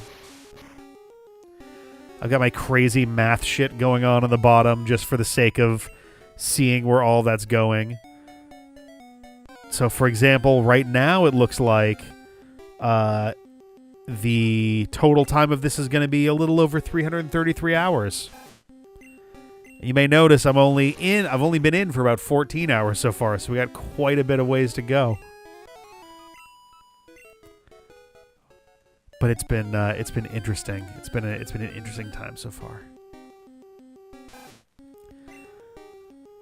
And man, I'm now just remembering from last week. So the other thing I'm streaming is Metroid Prime Hunters, which I got absolutely fucked by the autosave feature in that game on Wednesday of last week. Turns out, not only does Metroid Prime Hunters autosave with like checkpoints, so that when you die you come back to where you start, but it's not triggered by like you entering a room. It's triggered by you opening the door. Because there was an instance where I shot a door open and I went, "Whoa, no, I don't think this is a good idea." I never left the hallway, and then I died, and I woke up in the room that I never set foot in with that same one hit point left. I'm like, uh-oh, we're in trouble. It only took about an hour to get that solved. That was a good time. I don't need a headrest right now. This is insane. I have no idea what position I can put this where gravity would actually help. Rather be a hindrance, or that wouldn't need more than 2 hands. Ugh. The funniest thing in the VOD to me, I feel so bad, was who was it? Was it Kremgal? I'm trying to remember who was there quite far into the struggle period and then was like, "I'm so sorry. I don't think I can watch this anymore tonight." And I was like, "That is totally fair." And literally, I think within 5 minutes, I had it figured out and I got out. But yeah, holy shit, what a rude fucking thing for the game to do. Being like, "Hey, we've auto-checkpointed you with 1 hit point in a room full of enemies. 4 PvP-style robots." Like, oh, so I'm just fucked then. Got it. It's a bad time.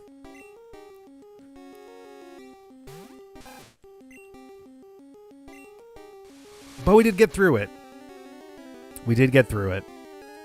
And now I have 4 of the octoliths and I think 1 of the keys for another one. Ooh, edge fight. Have a good one, Joe Body. Have a good one indeed. Oh, if anybody that's dropping in is curious, at the top there, what nicknames should I use for Gen 9 in Gen Trauma?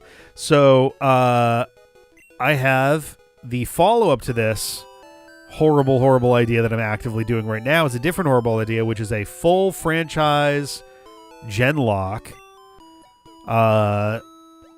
Gens 1 through 10, double dipping in Gen 5, and I'm setting up parameters over the course of this whole thing where I'm asking folks for their opinions on various aspects of it by way of essentially a poll. Most of the questions that have been asked so far, I believe that was Joe Body that did the wiki random one. So voting with D points, the automatically accruing points at the bottom there. I believe it's 100 D points is a single vote. Normally we have a finite list of stuff like, oh, which Johto starter should I use? And you could vote for Cyndaquil, you could vote for Totodile, you could vote for Little Booger. But for this one, it's a little more open-ended because this is like, I like to use nicknaming themes in Nuzlocke. So trying to figure out what nicknaming theme we're going to go with for Gen 9. So I had actually streamed Pokemon Violet when it came out, and the theme that I went with that one at the time was math terms, which eventually expanded to basically anything in the broad spectrum of numbers. Anything that was even a little bit number-like was fair game. Not just literal numbers, but like equations or names of stuff. Subtrahend or whatever, you know? 100 for... I'll add some more points to previous selection, I suppose. Previous selection meaning the sequential letters that you previously selected before, or... I want to make sure I put them in the right place. But yeah, so I did math terms, which is why math is there. Sequential letters one. Okay. let me go ahead and add that then. Ba-doop. There we go. I did like mathy terms and things, which went a whole bunch of different directions. I included colors in there too, because it's an instance where the games themselves are just colors again for the first time in quite a while, actually. Are black and white the last time they were colors before Scarlet and Violet, at least for new ones? Because we had X and Y, Sun and Moon, Ultra Sun and Ultra Moon, and then Sword and Shield. So yeah, we haven't had colors for... There was like a good decade without colors. Is it a decade? It might have even been a little bit more. Scarlet Violet was 2022, right? Or was that 2021? I think I was still playing Violet by the time we moved, which was late 2023. So it might have been end of 2022. I don't know.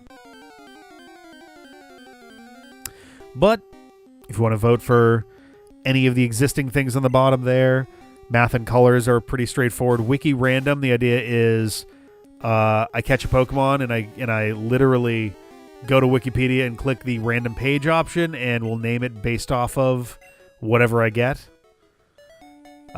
Scientists, which is another one that's one that I wound up doing for essentially Pokemon Insurgents. My name scheme wound up being scientists for the most part. Scientists and inventors, usually related to the, general species of whatever I caught. Then we have sequential letters, which is like, the first one I catch, I have to name something with A. And the next one, something with B, and so on and so forth.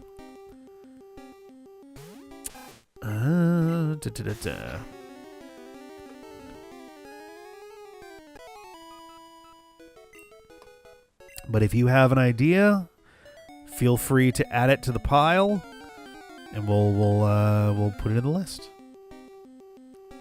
I also have a list of like 40 other ideas that I wrote down that I may rattle off again in a little bit, just to get some people's wheels spinning.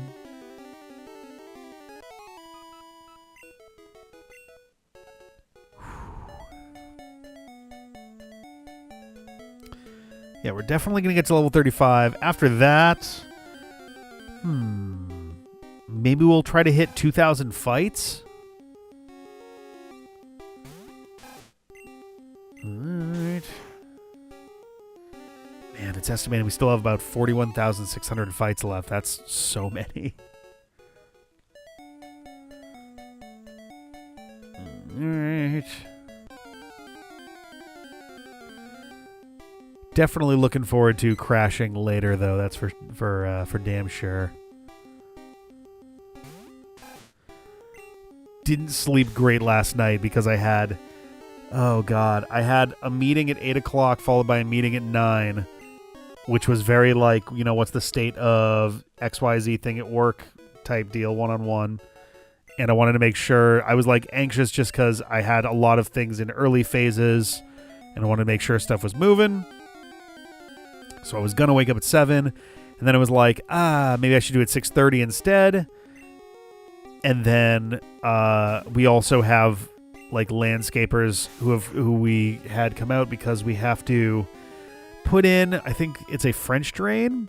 It's essentially a trench that's backed away from the house a little bit, as well as some grading of the dirt, because we live on the side of a hill. And so when it rains especially heavy, the water comes down the hill and then swoops in to the back of the house and just sits there and then sinks, and then it seeps in. So we're trying to solve that. But they were scheduled to arrive sometime after 7 a.m. And so when I was outside at 6:45-ish a.m., actively setting up a table with some snacks and drinks and things for whoever was working on the yard, they started pulling up, and it's like, oh, they're 15 minutes early. Oh, boy. So I got up. I set my alarm for 6 a.m. I was definitely awake before my alarm went off, because I also had a doctor's appointment today, and just like that perfect cocktail of stuff where It's just the right combination of stressors, and I kept waking up.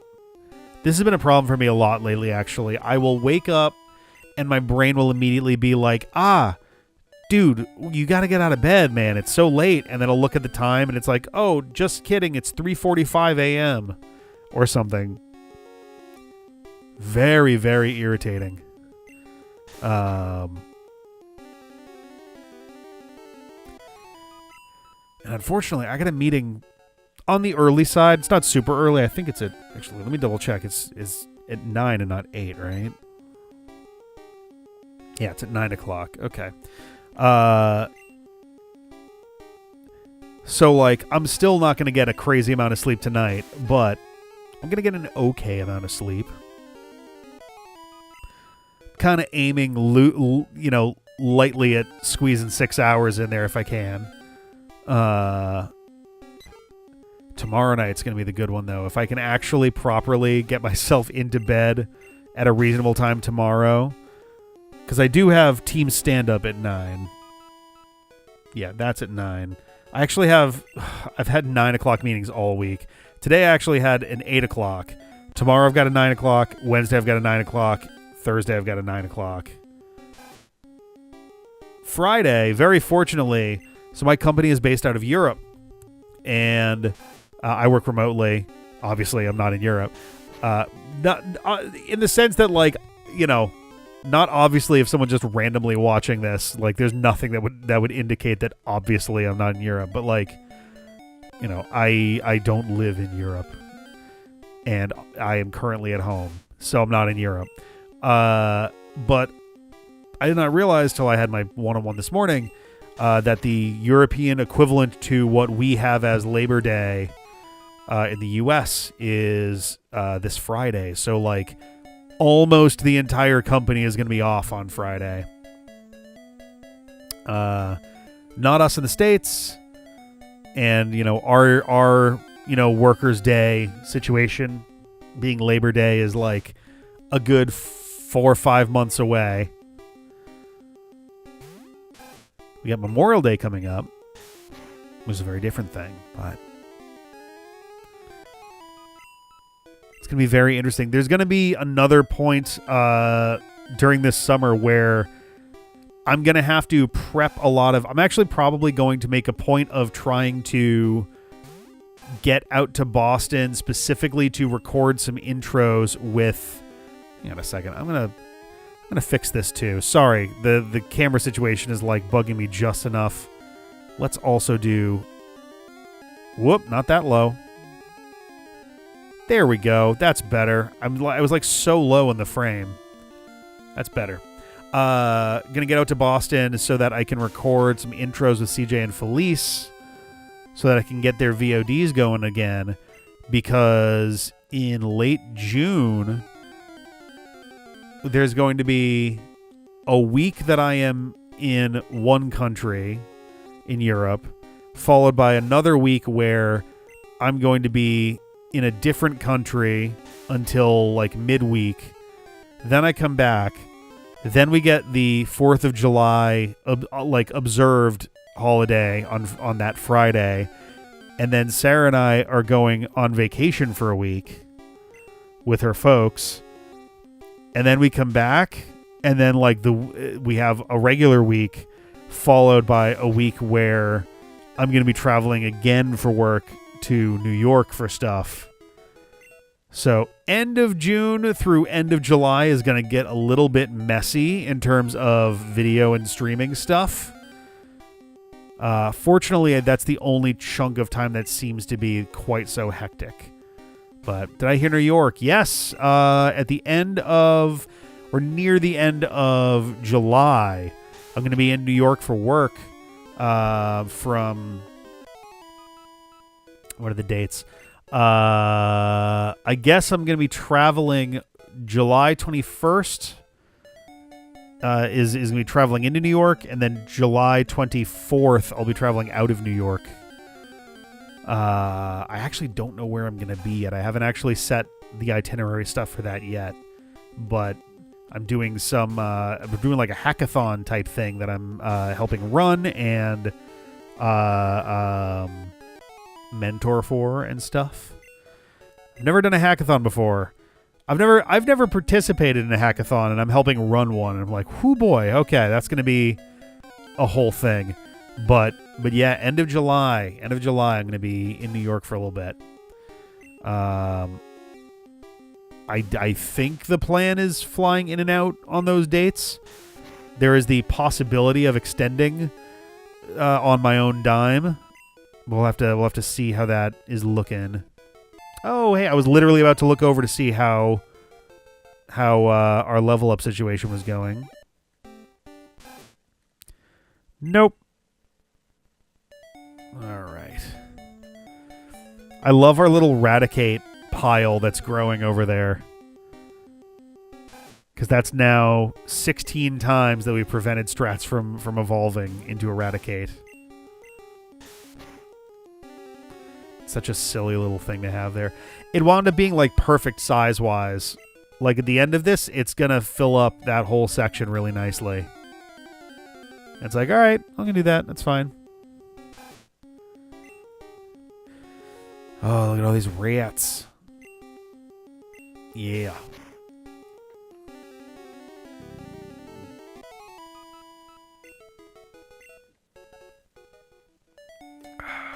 Excusez-moi. Which also reminds me, especially if I now work for a European company and I'm going to be traveling to Europe modestly frequently, by which I mean like, I don't know, once a year, maybe twice. I should probably try getting back on learning other languages. I did a lot of French in high school as well as grade school, kind of growing up. Most of my French knowledge is honestly gone. I know enough about like the French grammar and construction and conjugation and stuff to get by. The real trick is remembering all the actual like nouns, essentially. Because the nouns are what give you your ability to, describe. Like, adjectives are literally for describing stuff, but like, the things that are going on, the things that are happening in front of you, give me nouns and verbs. And those are the ones where it's just like, yeah, you're kind of just memorizing a lot of them. And that I have less recollection of. I tried learning Japanese for a little bit, and I didn't wind up staying on it for very long. I do want to get back into that. There was also a period of time where I was trying to learn German. Same thing. I just kind of didn't stick at it very long. And then there was Spanish, which I spent quite a long time with, and I've forgotten a lot of it at this point, unfortunately. I do need to get back into that, though.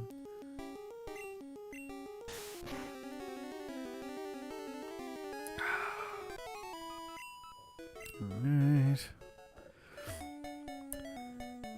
I feel like I would have an easier time writing in French than in Spanish, but I probably would have a slightly easier time speaking in Spanish than French. I don't know. It just seems fun to like learn other languages. You can tell I'm tired because aside from the fact that I'm very rambly, which I always am for these streams anyway, I get like a little bobble-headed. I definitely was kind of like, let's see. Just like my neck is just like... It's going great. It's going so great. What are we at here? 1,869 fights. 43,041 experience points. Another 3615 to get to level 36. That'll be 46,656 experience points. Which means that really level 37 would just barely take you past 50k. We're not getting to level 37 tonight, that's for sure. Blah. Everything out here just goes blah. Blah. Sad goat or angry goat? Sad sheep or angry sheep, I mean. The real trick, and it's harder for you guys to see that because of the way the cam's set up, but focusing my eyes is taking some conscious effort. I'm going to hit that bed so goddamn hard. It's going to be amazing.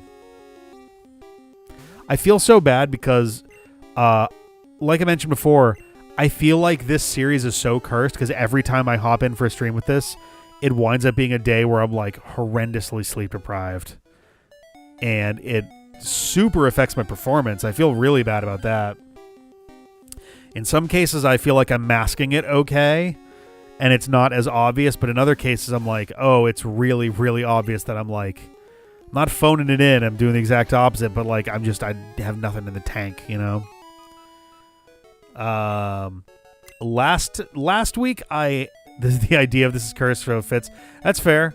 Last week, I absolutely was like micro passing out in the middle of the stream, and I was like, oh, I think it's probably time for me to wrap this up now. I haven't actually gone back to look at it yet, but I am curious. I'll be able to see it in the edit. The points where I suddenly am not talking for a second or two, because it wasn't for very long. I don't think any of them were for more than a literal second or two, but it's just enough your brain to be like, like you just kind of like fall and snap back in. And I'm sure the light bewilderment in the tone of my voice was obvious at the time, so that one was rough though. I think having the camera off and being in cacnea mode didn't help in that regard, because it meant it was very easy for me to be like, oh, they can't see me. I can just close my eyes for a minute in between stuff. And just like, you know, fade out, fade back in.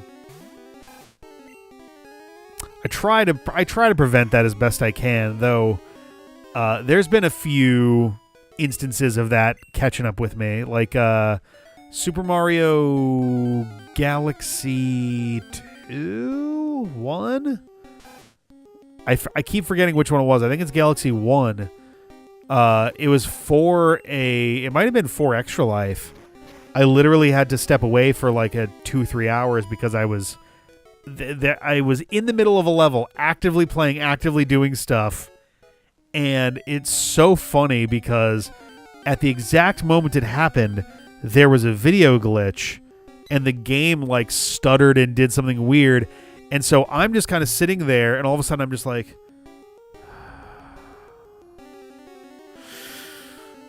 my eyes didn't close. It's not like I went, and like, you know, faded away for a second there. I just kind of stared, and my brain, you could hear the like, boo boo boo boo, like as my brain is refreshing and rebooting. And I just kind of like did one of those. I was back in, and it was like, whoa, okay. All right, maybe that's my sign that I should get up and like go lie down for a little bit. That one was very, very strange. I do forget why I brought that up, other than the fact that it's at least tangentially related to being exhausted while streaming. Oh my god, you want to hit this bird, please? Thank you, Strats.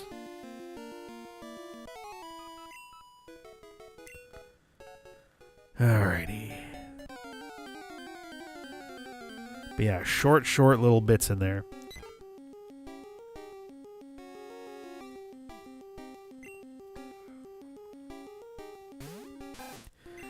What was scary about that one is that, like, this is somewhat mind-numbingly repetitive from a gameplay standpoint. Super Mario Galaxy is anything but. I specifically was climbing on top of the big queen bee, collecting little star bits, and it was so funny because, like, yeah, I didn't blink. I just kind of... like, I blinked, and that's about it. Here we go. But it was very spooky. I was getting beat up. Yeah. I was feeling pretty beat up. Alright, we got about 30 more before we gotta go. Okay. But yeah, the fact that I was able to, like, brown out for a second in the middle of actively playing the game and trying to, like, maneuver in 3D and stuff, not a great sign. I'm doing better than that right now, though not by a lot.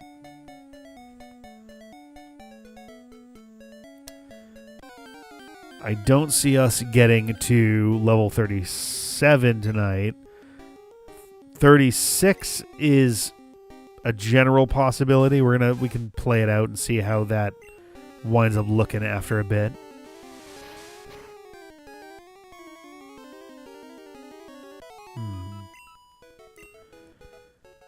All right. I always get a little bit worried that when I have those moments where I'm just like, oh, I'm so tired, my brain is like fighting against me to stay awake, yada yada. I always feel like I'm gonna just start like murmuring incoherently. I've had times. I'm just a very anxious person by design. I've definitely had times where I've been super exhausted. Not to this level. I usually specifically don't do it at this point, but days where I'm just super beat up and tired and wiped out, and I'll send a message on like a work Slack or something, and then later on I'll think about it and I'm like, I should go and double check I didn't say something stupid there, like, what the hell? And I'll go and I'll check and it'll be nothing. It'll be like, very normal shit. I'm like, okay, don't know why I suddenly became super paranoid about that. That was frustrating. I think it's very related to my like morning routine situation where I don't know the last time that I actually got more than 8 hours of sleep. Not by design. I would love to sleep. The problem is that I think my brain has gotten a little too used to not getting that type of sleep. Partly, for sure, from just bad sleep habits before, but especially, we were in Inverness we're in Scotland, in Inverness and also Edinburgh, and I didn't sleep great at either location. I slept a little better in Inverness than in Edinburgh, but I think my brain got a little used to like, oh, you just sleep for 5 hours. That's just your thing. And it's like, don't do that, please.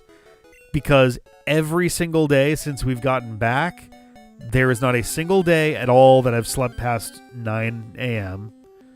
On weekdays, I don't think I've made it all the way to 7 a.m. So it's been rough. It's been pretty rough.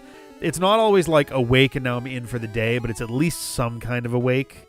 Awake enough to check the time and be like, huh? Oh. Not that I wanted it to be like,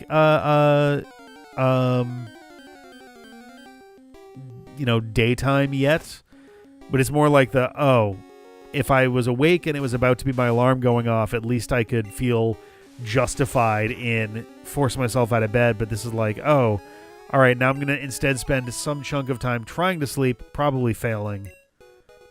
We'll see how it goes. Interested in Vampire Crawlers, by the way. The Vampire Survivors deck builder spinoff. It's got the good brain chemistry in it. I need to check it out. I do want to check it out. Vampire Survivors is interesting. I like it well enough. I have played some clones of it that I do enjoy a little bit better, to be honest, but it's not like a huge margin or anything.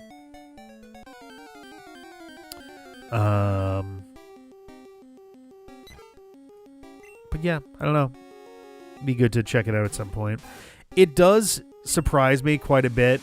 And this is not meant to diss on anybody, and I do feel bad even just kind of saying it, but the general art style and look of Vampire Survivor is surprisingly basic to the point of feeling like very flawed. I don't know. You've got pixel ratio things. Oop, didn't mean to select that. Pixel ratio things that are like doing weird stuff. Pixel density, I guess, is more what I'm referring to. I don't know, just between the font choices and the way that they choose to do sprite art sometimes, but on others, it's odd. There's stuff about it that's odd to me.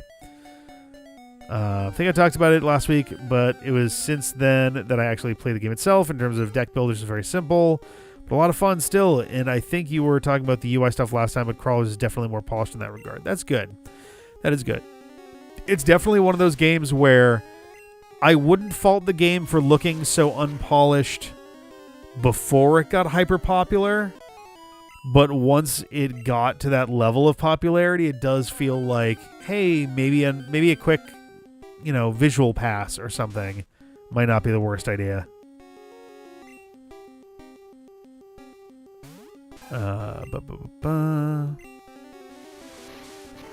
Boom. I'm trying to remember what my plan was for when Metroid wraps up, which is probably going to be like sometime in the summer. I think the plan I had in mind was to move this to Wednesdays and replace this with Metroid series. So continuing Metroid Prime Hunters or Metroid Prime 3 before moving on again. I don't remember if that was the case or not from what I had, mentioned to folks. But I suppose we got time to figure that out.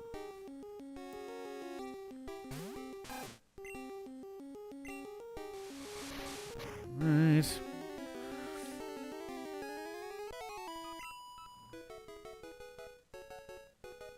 Oh, wait a minute. No, you're totally right. Sorry.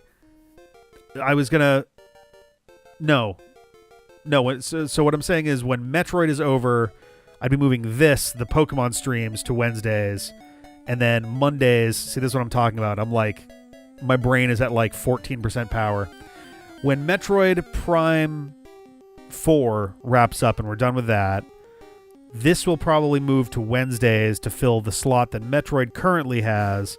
And then I was trying to remember what Monday was going to be, and I think the answer was back to Nightmare streams.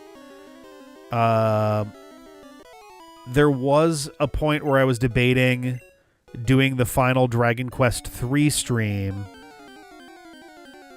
and or getting into 1 and 2 HD 2D remake.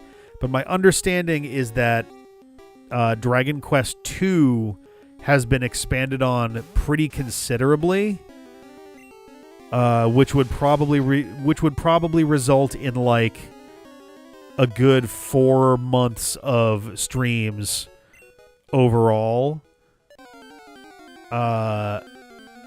which, because the Nightmare streams have been such a long series and keep getting weird delays, it probably doesn't make sense to kind of knock that shit to the side again. So I don't know. I got to figure out what's going to happen there.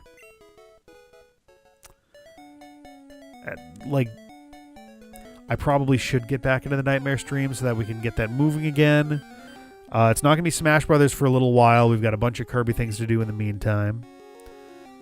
But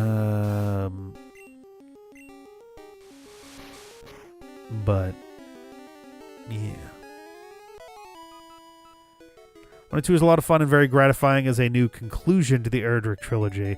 I guess that's true, right? Because when Dragon Quest 2 came out, it was a sequel to 1 and technically a distant sequel to 3 after 3 had come out, but they never really remade 2 in the sense of both remaking it but also becoming more of a closing point for the series. I feel like if you don't play it now, you never will. I mean, you're not wrong that there's definitely a risk of that. Actually, I wouldn't necessarily say that. I don't think there's a risk that I would not ever, come back to it. Because I want to very badly. I also would love to check out. I've never played Dragon Quest 7, so the remastered thing there gives an opportunity to get in on that, which is kind of nice too. But I certainly don't know when I would be able to come back around to Dragon Quest if I didn't do it on the immediate side. The thing I'm trying to watch out for is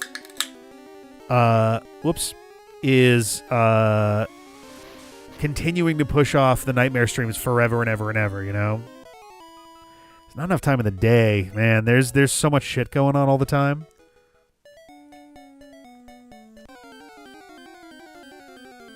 And I mean that in the sense of like game releases. There's a lot of fucking games coming out all of the time now. And it's impossible to keep up. Which is weird. It's such a strange time period for games because it simultaneously feels like there's way the fuck too many games coming out, but also that feels like there's nothing that's coming out. And I don't know how that can be true at the same time. But it kind of feels like it is. I don't know. It's very odd. Oh my god, another one at the edge. Who we fighting? PG. Hello, Don Lush. Hello. Welcome. It's funny, we were just talking about Dragon Quest streams, and I was also remembering earlier when I was filling out one of my prediction things for the Grand Champion Tournament, which people should check out at challenge.com/grand_champion. Check out our 4 conferences, and we've got a prize for whoever, I mean the top 4, but the biggest one is for whoever predicts the outcome of those brackets the best. I'm just remembering, though, that Dragon Quest 11, the streams for those looked choppy as fuck because we hadn't figured out what was wrong in my setup just yet. Alrighty. A lot that has recently come out, and it's still in your vision, but not necessarily anything on the near horizon. That's true. There's not much that I can think of that is like on the brink of coming out. A lot is coming out, and at least on my end, it was very disappointing. Ugh. God, no, that's not good. I'm trying to remember if Dragon Quest... I thought I heard that Dragon Quest 7 was getting reviewed pretty poorly. Not, like, terribly, but, like, it just wasn't really living up to people's expectations. I still want to play it, but... Speaking of Dragon Quest, where the fuck is Dragon Quest 12? Where the fuck is Kingdom Hearts 4? Sonic games are now at the point where they basically take 5 years to produce.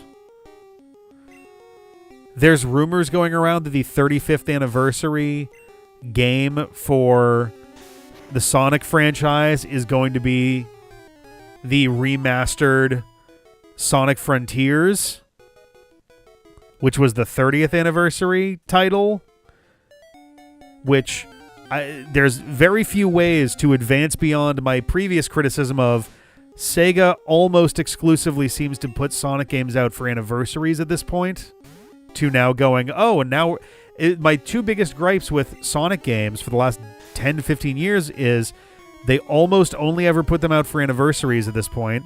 And they are so chock full of, like, hey, remember this classic location? As opposed to, like, crafting new environments and things the bulk of the time. And so now they're literally possibly just remaking a game they made 5 years ago for the next anniversary. And it's like, you got to do something else with this, man. Or the days of choppy streams. Yeah, those ones were rough. It did not occur to me just how bad they were until I went back to, like, mess with them for D-pad on pause. And I was like, holy shit, yeah, these are bad. If you have never, ever played 7, you will not have much to complain about. All right, even me who has, I can mostly just be petty about it. Wish they handled certain new story additions better, but it's still a lot of fun. All right, that's good, that's good. Where the fuck is Persona 6? That one hasn't actually been announced, but it's an anniversary year for Persona. I don't know. I still remember the last anniversary for Persona because I think I had been playing Persona 3 at the time or had just recently played it, and they put out that thing that had the, like, rainbow splash of Persona protagonists. And they had a notable absent spot with, I think, a green background. The people were like, oh, Persona 6. Persona 6. You have to start Persona 5 and they'll announce 6, just like playing 4 led to 3 Reload. Yeah. Well, yeah, starting 4 led to 3 Reload. And then by the time I finished 4, they announced 4 rerun. What the hell was it called? I don't remember what the 4 remake was, but yeah, both 3 and 4 got remade more or less as I was doing Persona 4. I'm of the opinion, as much as others expected, more Nomura is ending it in 4 to 5 after his last project was canceled. Wait, I'm of the opinion, as much as others expected, more Nomura is ending it in 4 to 5. Wait, I'm confused. Also, what was his last project? Like, we're not talking Missing Link, right? Oh, ending, like, Kingdom Hearts in 4 to 5? Like, Kingdom Hearts 4 or Kingdom Hearts 5 will be the end of Kingdom Hearts? At least on a Nomura?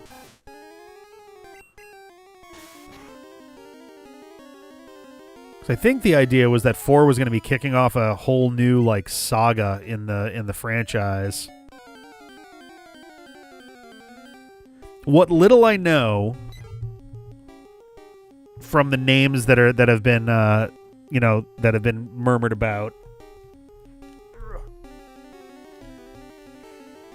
it seemed like the idea would be that the Master of Masters, whatever his name is, the nameless master guy from Kingdom Hearts Key back cover, like that everybody's searching for that guy now or something. I think it's because everything through Kingdom Hearts 3, I think, is supposed to be the Dark Seeker saga, which I think is in reference to Xehanort. And then the new one is the, like, I think the description I've heard was like Missing Master saga or something. Maybe it was Dark Master saga. I don't know, but I don't know. Haven't played 3 yet, so I don't know where that goes. Haven't played Melody of Memory yet.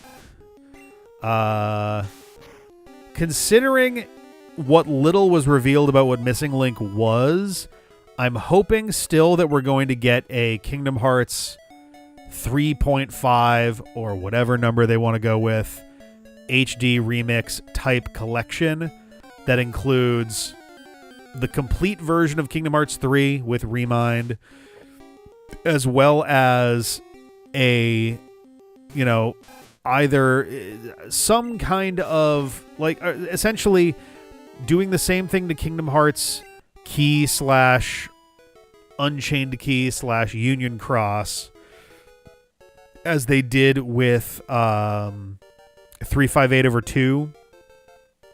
Essentially do like either an animated full thing or just string together cutscenes and make a click through of it or something.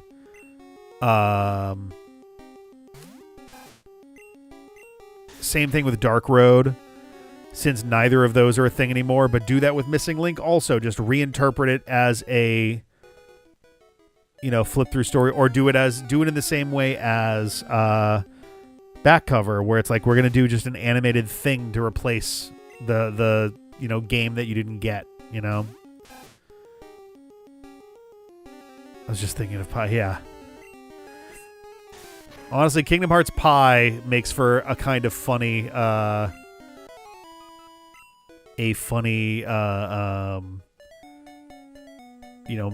multi-layer thing to have there for the thing.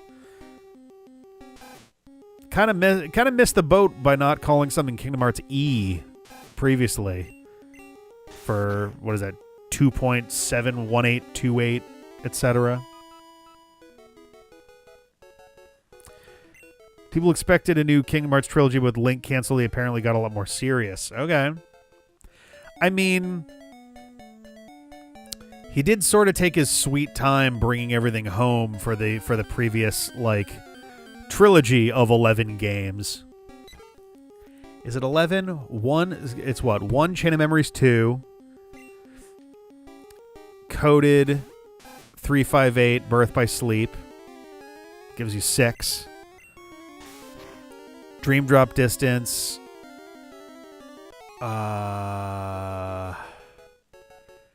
Shit, there were 3 trilogies before 3.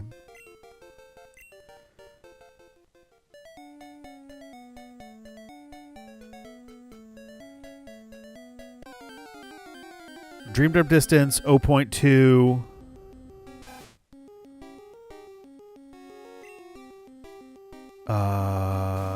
There were the mobile games, but I could swear there was one other.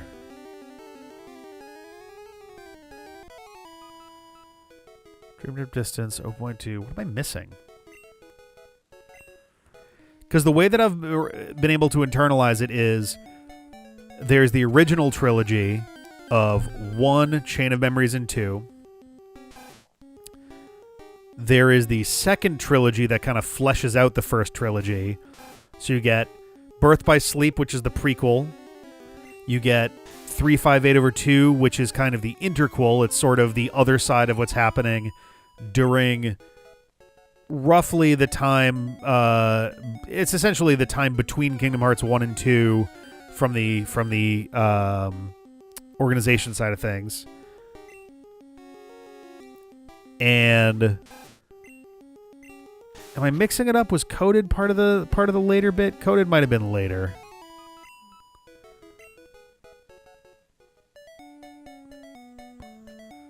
Yeah, Roxas, Naminé, and somebody else probably. Story. I'm trying to remember. No, Coded makes sense as part of the second trilogy, because for the third trilogy, Sora's busy with Dream Drop Distance. Because the big trick with each of the trilogies is that they either take place at different times or they take place at the same time but are focusing on different characters. Which isn't even entirely true anyway, because 0.2 is also still a prequel that leads into the end of Kingdom Hearts 1. Maybe it was like 0.2, Dream Drop Distance, and the entirety of Key. I feel like I'm still missing one, though. I don't know why. I literally have a bunch of them right there.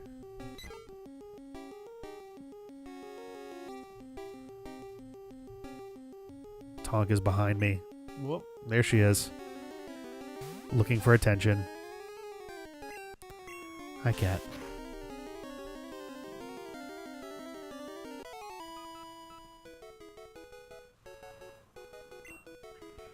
Hi.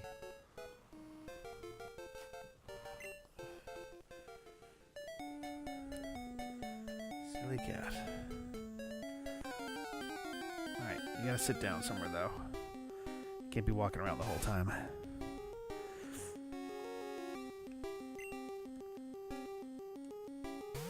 Oh, okay, well. Okay. That works. Alright.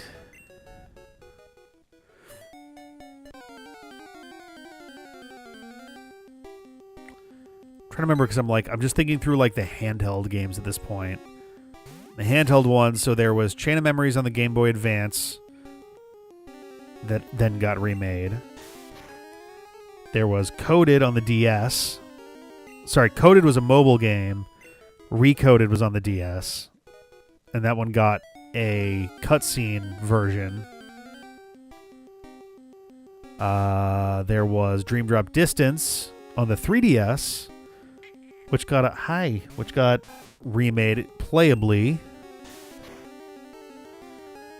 I guess Birth by Sleep was originally a PSP game. 1 Chain 2, 358, Birth Coded, Dream Key back cover, 02, 3, and Melody.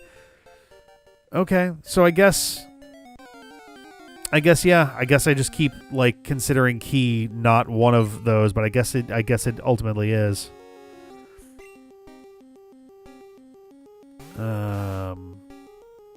Yeah, Dream Key back cover 0.2. Yeah, I guess that all falls into that territory, yeah. And then I guess Dark Road also is part of, because then you kind of got the fourth trilogy of stuff, which is the 3 trilogy of 3, Melody of Memory, and Dark Road, which is, again, prequel territory. I know less about those, but I am aware at least of the very, very basics. But I don't know. It's like, yeah, Nomura, maybe we don't spend a million years developing each of these games individually. It still drives me kind of crazy just how much time is going into Final Fantasy VII's remake project. It is now spring 2026. Final Fantasy VII Remake got announced in 2015, 11 years ago, and the project still isn't complete. The original, like the first game of Remake got released, as well as the second game and an interquel. But it's fucking nuts that... Yeah, they're still doing that. Yeah. It's nuts to me that a game that came out in 1997, 18 years later, they announced they're remaking the game, and 11 years after that, they're not done remaking that one game yet. It's like, guys, I understand that development times have gotten longer, especially as scope goes up and as like technical requirements go up and all of that. But like, game projects cannot be taking more than a decade to happen. Like, people are going to fully age out in the time you're developing these games. Not to mention, very selfishly, I would like more than like 2 or 3 Final Fantasy games or 2 or 3 Kingdom Hearts games or whatever to happen before I die, you know?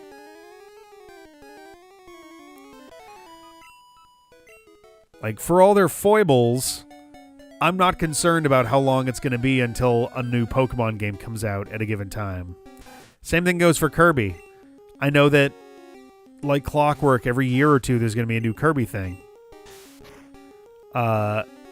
With Square Enix, all of their franchises are at a point where it's like, so how long is it going to be until Final Fantasy or until Dragon Quest 12 comes out? How long is it going to be until a Final Fantasy 17 sees the light of day? Etc., etc.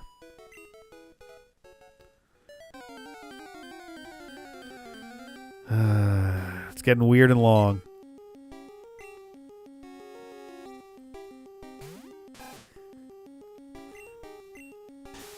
Part of the reason it took that long was Square giving him 15, then taking it back if you stick to Nomura's side of the story, which, yeah, no, fair. I don't have a reason to disbelieve him. But, yeah, I don't know. It's an expansion for 14, so at least those guys seem to be going well. Yeah, 14, hell, 11 still has support. It's waning, but it's still there. And by support, I mean official company support. Didn't 11 get a new expansion like a year or two ago? I think it might have been intended as the final big expansion, but even still, like, that shit's been going for like, might be getting a real new expansion soon. God damn. That shit's been running for like 20 years now, hasn't it? Its numbers are like increasing. Oh my god. Final Fantasy XI's been around for like, what, 23 years, I think? Because Final Fantasy X would have been like 2000, I don't know, 1-ish, 2-ish? And Final Fantasy XII would have probably been like 2006, give or take. So we're probably talking like, 2003-ish for Final Fantasy XI. I never got into 11. I really should. If it's ever gonna happen, I may as well do it soon.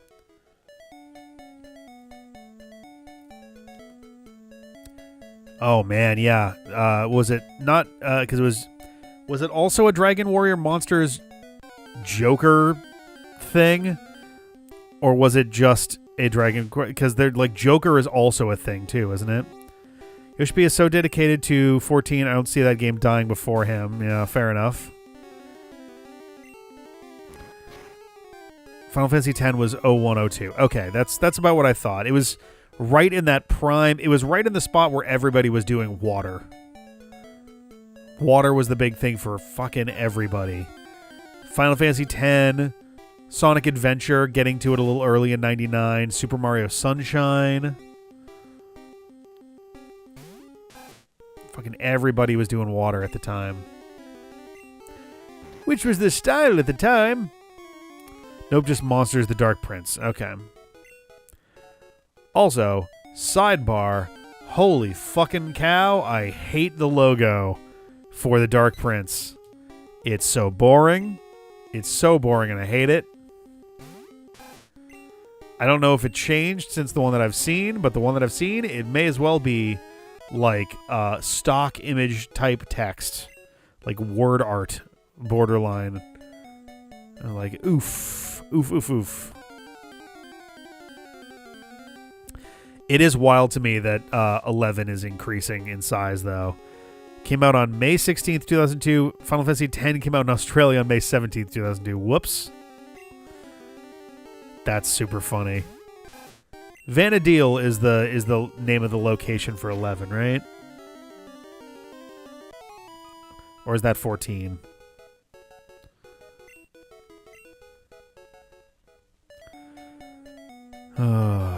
Vanadil, yeah. I don't know how to pronounce that apostrophe, but yes, yeah, the apostrophe right in the middle.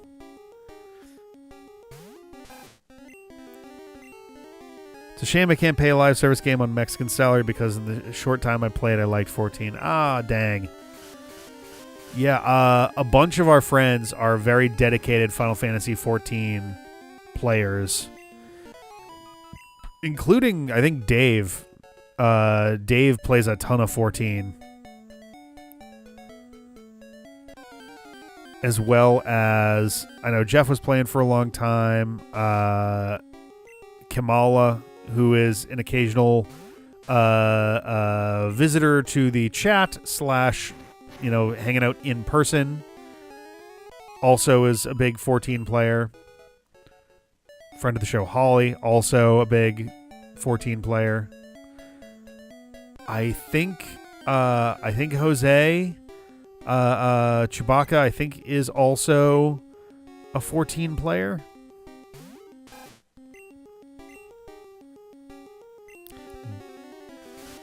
I don't know if Beans is Mad Scientist.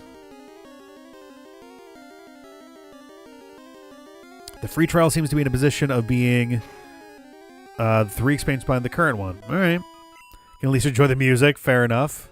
That's good if the music is solid. I feel bad about this, but I would say that in most video games, my brain does not pick up much of the music anymore. Like it just kind of walks past me, and I don't think much about it at all. Which is wild considering how popular like orchestral things have gotten in recent years. Because like I went to a Final Fantasy one many years ago, and it was very recognizable music. It was, stuff you would expect. Like you got the Sephiroth theme and stuff like that, and they did a medley of the classic like battle music and all of that, like, but then I'll see a thing that it's like, oh, there's going to be a concert for, I can't even think of a good example, such and such game. And I'll be like, I don't know if I'd be able to pick out any of that music. And I would go and listen to some of it. And I'm like it's good, but it's not memorable in that sort of way. And I don't know if it's just because it's not something like this, where it's just kind of, here's a simple little loop again, or I don't know. It takes a lot more for music in modern games to really stick in my brain. I will say Expedition 33 generally hit the bill on that one, and then some. But yeah, I don't know.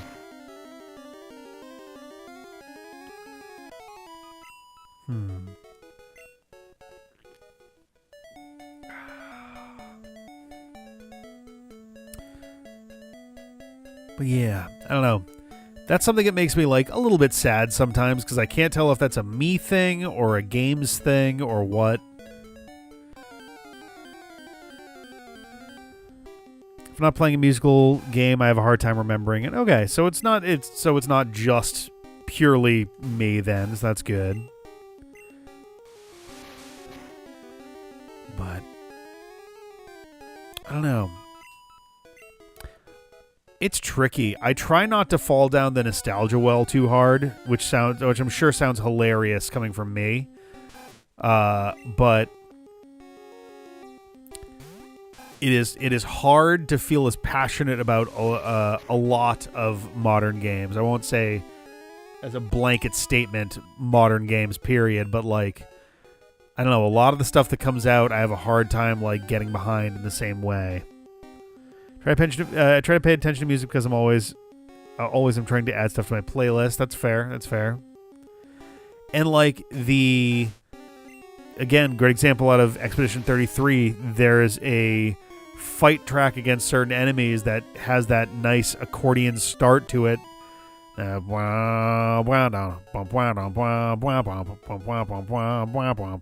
like a pretty solid beat, pretty solid bit of music. There's also, I think against one of the major antagonists of the game, there's a battle theme that involves a shitload of saxophone that's really, really good.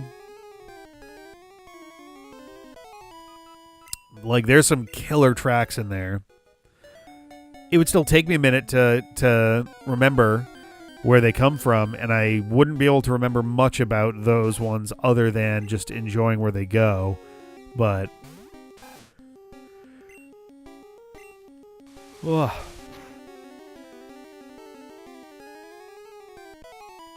But yeah, I don't know. It's funny, I've had a game idea in my head for a little while now, at least a couple years. Original, idea in terms of like IP and all of that stuff, and I had a few thoughts in mind for like characters and world building and a few like interaction techniques and things like that. And then I saw someone today post not a trailer teaser, but kind of a peek at a game that they have been working on that carries a lot of the same themes in terms of visuals as what I was anticipating, as well as like characteristics about the playable character themselves. I was like, okay. Well, this might make it a little bit harder to actually do the thing that I want to do, but I don't think it would stop me either. The only exception I can remember is the Fate games, but mainly because those games have the visual novel history, so the music has to keep you company while you read. That is true. I think people undervalue sometimes the sound design in a good visual novel. Oh, man. And now I have the cat leaning on my back, so I am kind of pinned in place a little bit. Isn't that right? Yeah. Yeah, she's not looking at me. It's fine.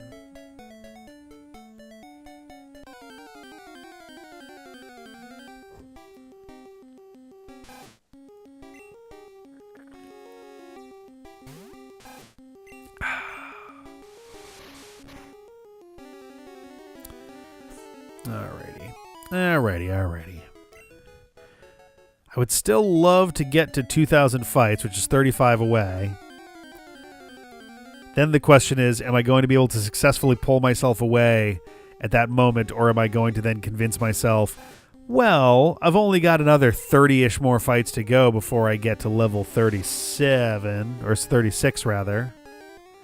Because right now we probably have like, I don't know, actually, we will be pretty close, come to think of it. Because we're getting around 23 experience per fight.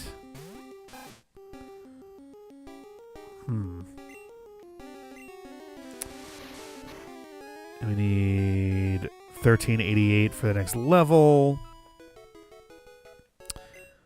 I don't know, just call it just call it 30 for the, or not 30, 60, 50, 60. Probably have the entire playlist of Fate music for when I need to write. Nice. Oh, that's fun. I have such a hard time. Music. So I am someone who's very, very sensitive to sound, I've noticed. Sound wakes me up very easily. If I'm dead asleep, it will make it harder for me to sleep. I also struggle to like rest when there's white noise, which also includes trains and planes, so I often don't sleep on those very much.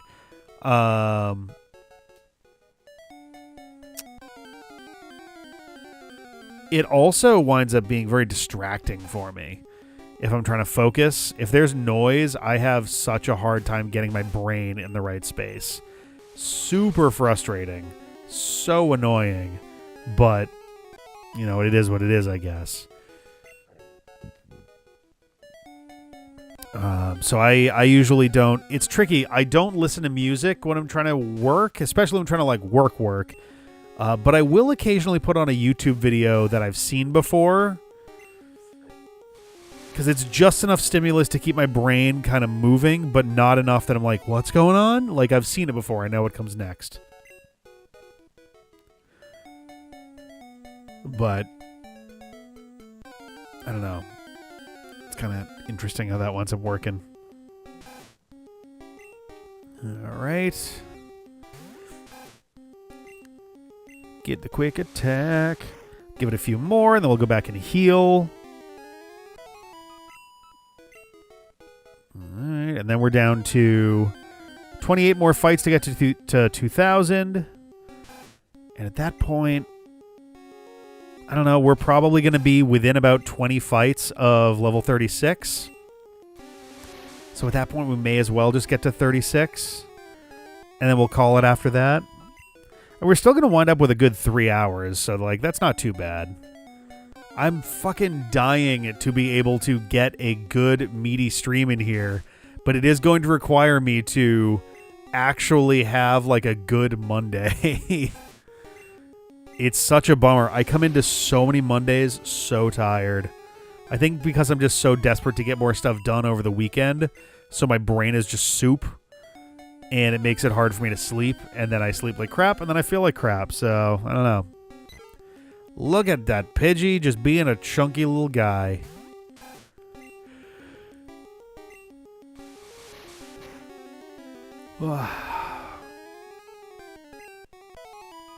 Down goes Pidgey.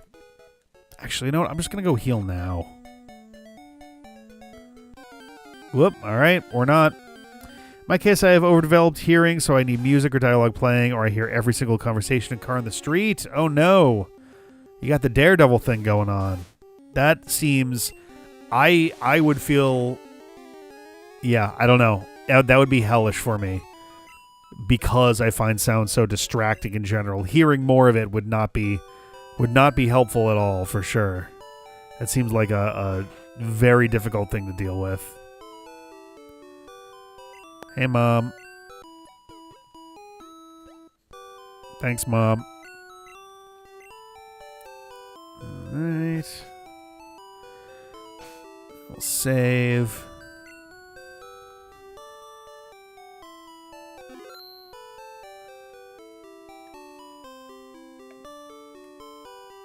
Okay. Alright. And we're back. Blah.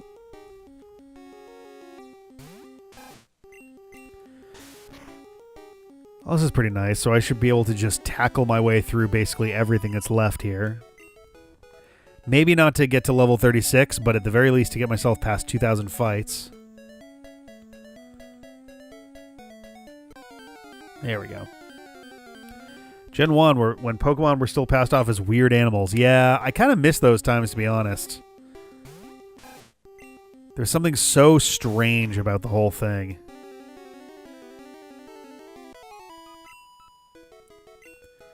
Alright.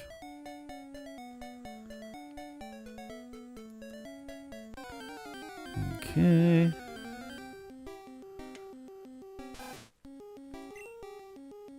I don't know why I watch the Pokemon come in like it's going to be some special thing. It's Gen 1 talk. Burn him.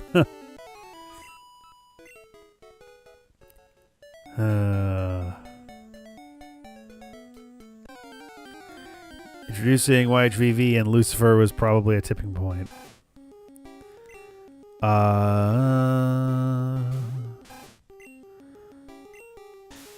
Wait, what are we talking about? I think I missed the connection there. Arceus and Giratina.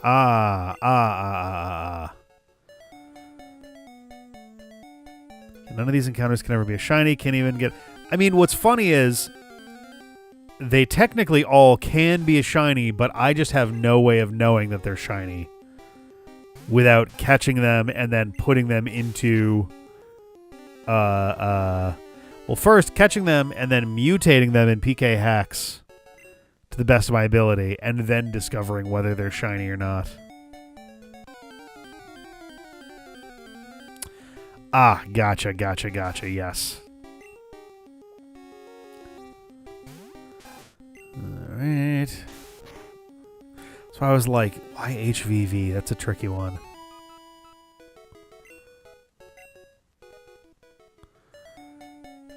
Alright.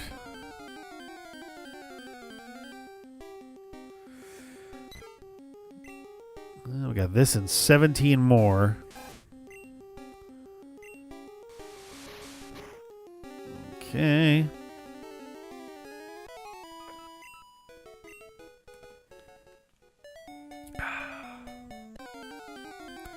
Oh, we're down to less than 1,000 experience points to level 36 as well. That's pretty nice.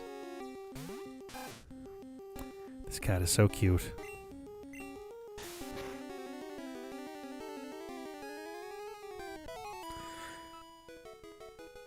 She's like just lying face down into the cushion at this point.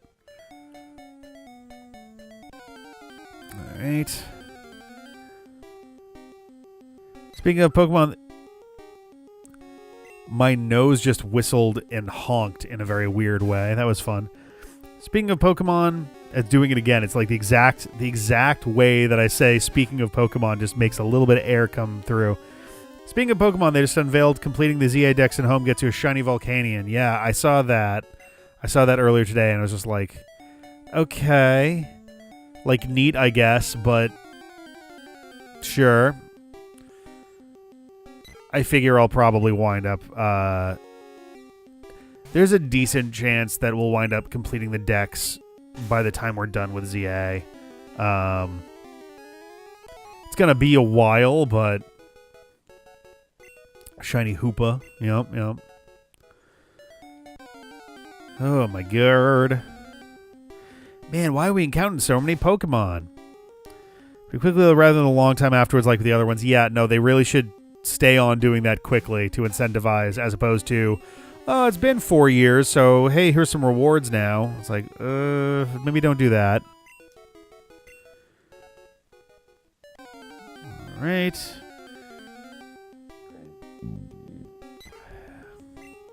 Hey, Pidgey.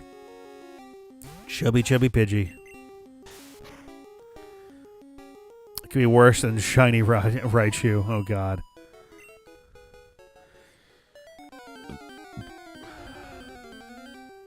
Didn't they do a big Raichu campaign like a month or two ago? Right. We're schmoovin'. Alright.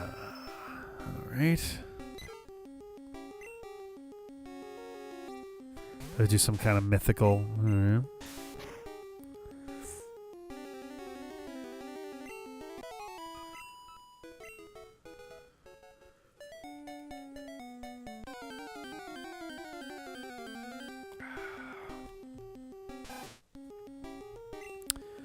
Okie dokie. Well, we're down to our last 10 before we hit 2,000.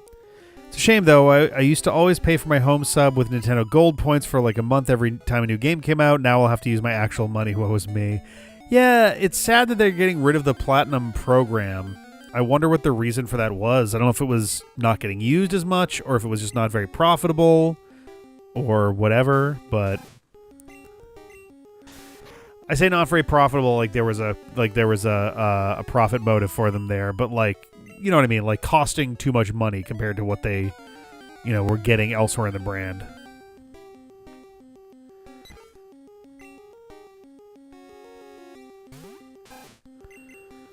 All right. Here we go.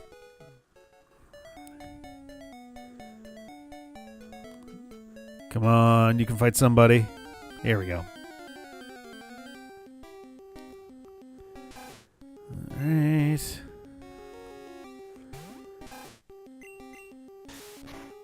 Cool.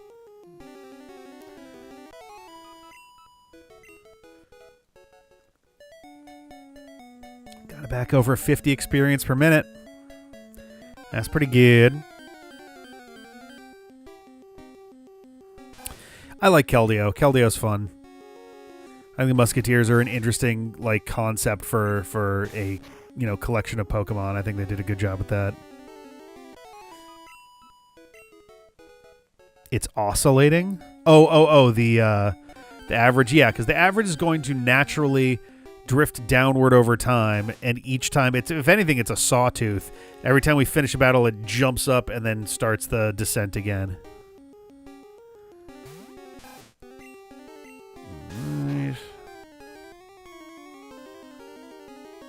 Cool. Oop. Sorry, Goob. Just have an itchy foot. Alright, we're on the brink of that 2K. We can do it.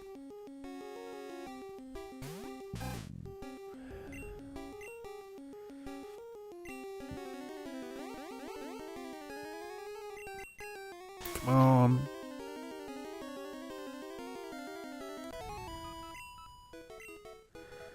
Here we go. Here we go. Boom. Alright.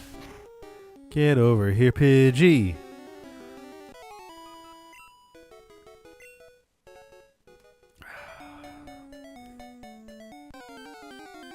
Okay.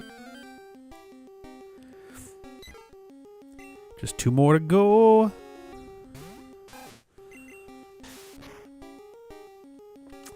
And let's see, we've got enough left over here for 50 to 60 more battles. So that should be plenty to get to level 36. And I'm tired. I forgot I meant to try and make all my bag lunches for a midweek, but whatever, tomorrow's is easy. I can at least put stuff from the freezer into the fridge overnight. That is helpful. That is good. I was debating doing that we have some frozen soup left over from the last time we made soup. But you definitely need to throw that into at least the fridge. If not, straight up leave it out on the counter if you want to have any hope of being able to consume that later. Alright, that was fight number 2001. Frozen soup is so hard to make workable. Yeah, the other day, maybe a couple of weeks ago, I was thawing out some soup, and it straight up took a good 30-40 minutes to actually get it to not have a giant block of ice in the middle. Slight bit frustrating, to be honest, but I don't know, it is what it is. We have about... What would that be?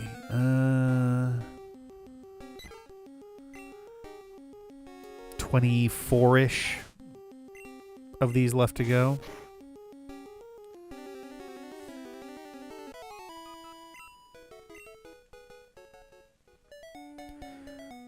Alright. Whoop. Knock something over. My bad. Come on, Rattata, let's go. Thanks, soup. Thoop.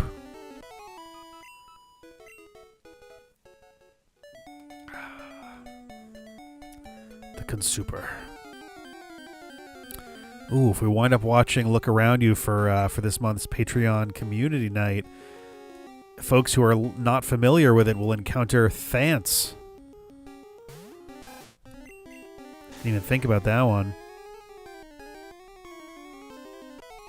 Alright. I got 503 experience points to go. Is that really winning? I can't be here for the hangout. Look Around You I don't think is currently winning. I don't remember where everything is right now. The one that was winning when I last looked was the Weird Stream, which was, I have a project that I've been cooking up for a while. It's a very niche weird video project, but there is an option for that to be, essentially for me to work on it on stream and talk about it and kind of figure it out as I go with folks. And that one is the one that's currently winning last I checked. Hello, Shell. Yes, we are going for a little bit longer, probably about another 5-10 minutes. I'm trying to get Strats to level 36 before I call it. And we have 433 experience points to go. So probably another 8 or 9 minutes before we get there. And then we'll be calling it for tonight. Alright. I try not to vote for it. I've been anti lately, so you can thank me for whatever you please for the foreseeable future. Nice. I gotta remember to keep an eye on those posts whenever. So now the community. I really picked the hardest fucking word to say quickly, without stumbling over it. Community night. Poll post thread, because that is now what we do for that. It means I do have to keep an eye on that post throughout, essentially, just in case. But it's fine. Down goes Rattata. Alright. Here we go. I'm at the stage where I'm struggling to keep my eyes focused. Not even so much focused, but just even keep them pointing straight forward, 2026 has been full of weird projects from the D-pad. No idea how you can surprise us more.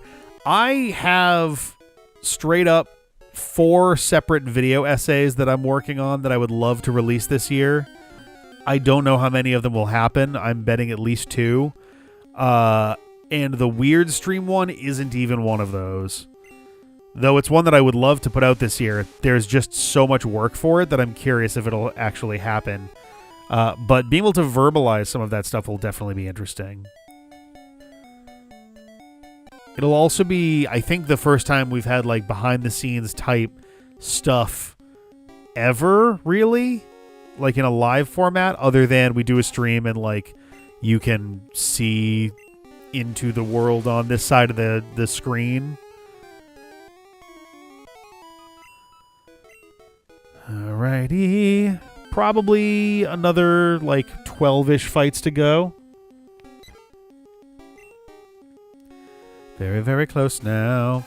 Oh, are we going to end on 2026? That'd be interesting. It's a very real chance of it.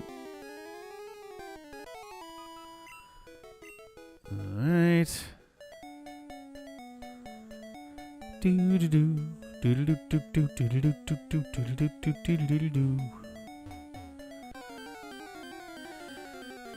right.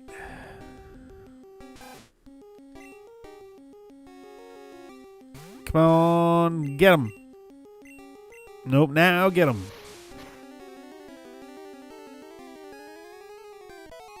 There we go. Thank goodness we don't have black and white scaling. Oh, yeah. Black and white scaling would make this actually like nightmarish. D-pad behind the curtain. Oh, man. Okay, we should be on average down to less than 10 of these fights. All right. We are almost there for tonight. We're not anywhere near there, but we're almost there in terms of what I'll be able to pull off. All right.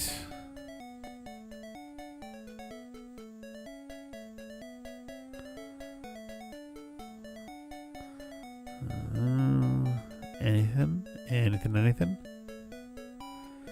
Come on, game. There we go. At least my sweat from earlier has dissipated. That's good. That's a good sign. Give your skin a little bit of relief. Oh, damn it. All right.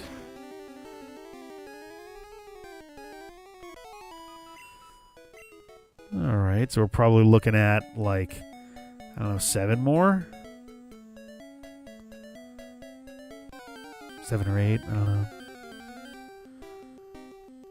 Alrighty.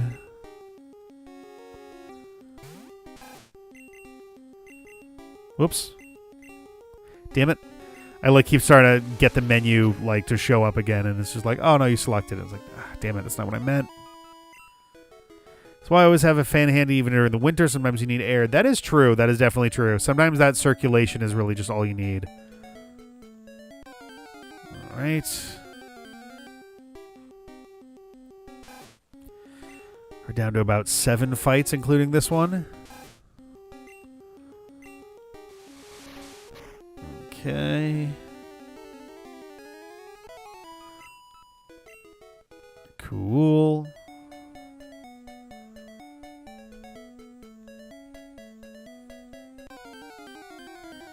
Alrighty. Playing a lot of Pokemon Champions while watching you. Nice. How has it been? How does it compare to both Pokemon Stadium and Pokemon Showdown? Because the comparisons there are probably the things that I'm the most interested in. So seasons, what is the weather looking at for this week? Not amazing. We'll need code. Oof.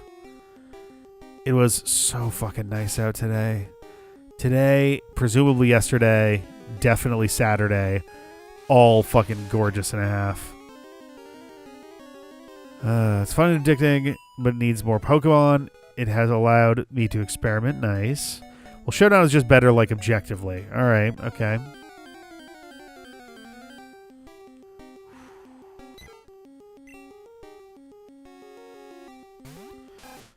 A lot of graphics. That is true. That is certainly true.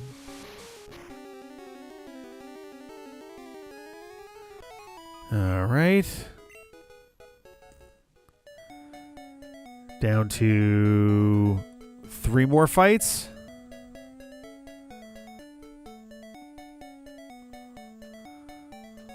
Come on, there we go.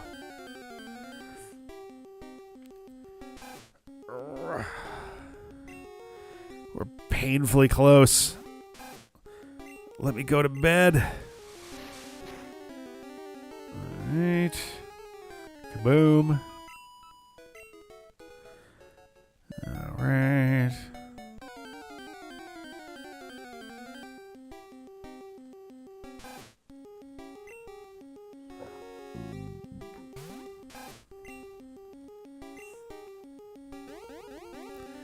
Just gonna beat this poor rat down. Oops, not with that, though. Here we go. We'll do with that. Okay. Ooh, 8 more experience points. Okay.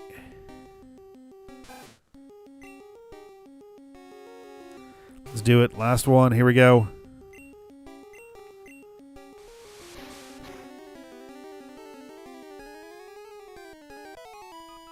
Okay.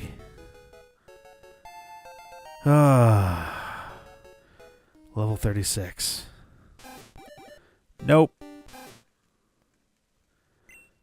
All right. Getting close to filling up that second row.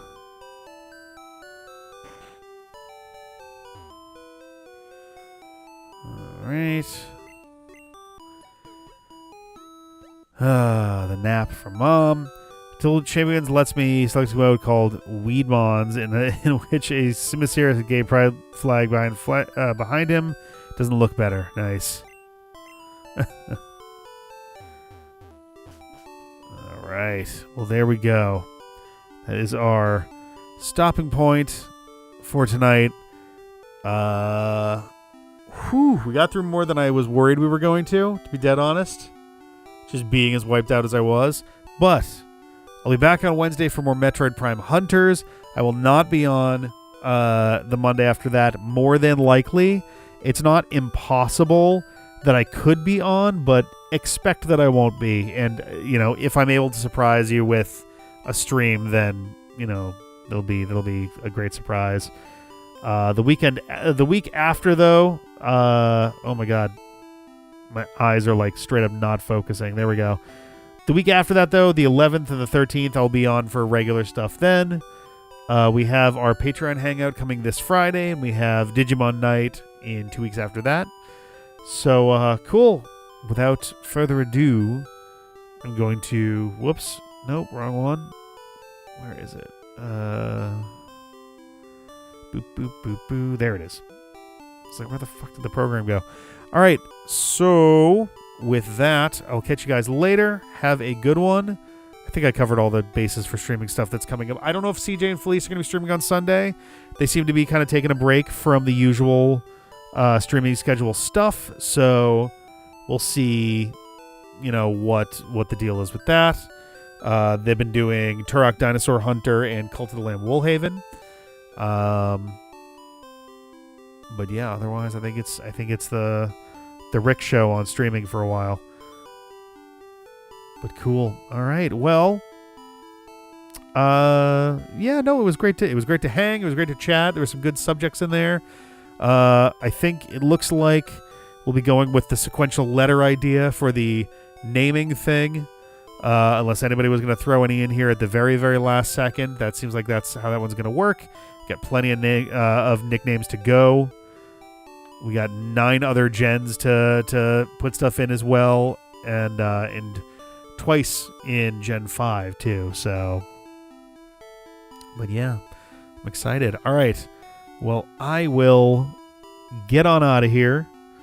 And yeah, hopefully should have more video stuff continuing through the week. I got a little slowed down putting together like intro, outro stuff for the grand finale encore videos. I've got an intro video that I'm working on. I have to script 2 more. So it'll be a little busy, but hopefully we can keep those videos going. So see you then, and have a good one. And where's my mouse? There it is. Bye-bye.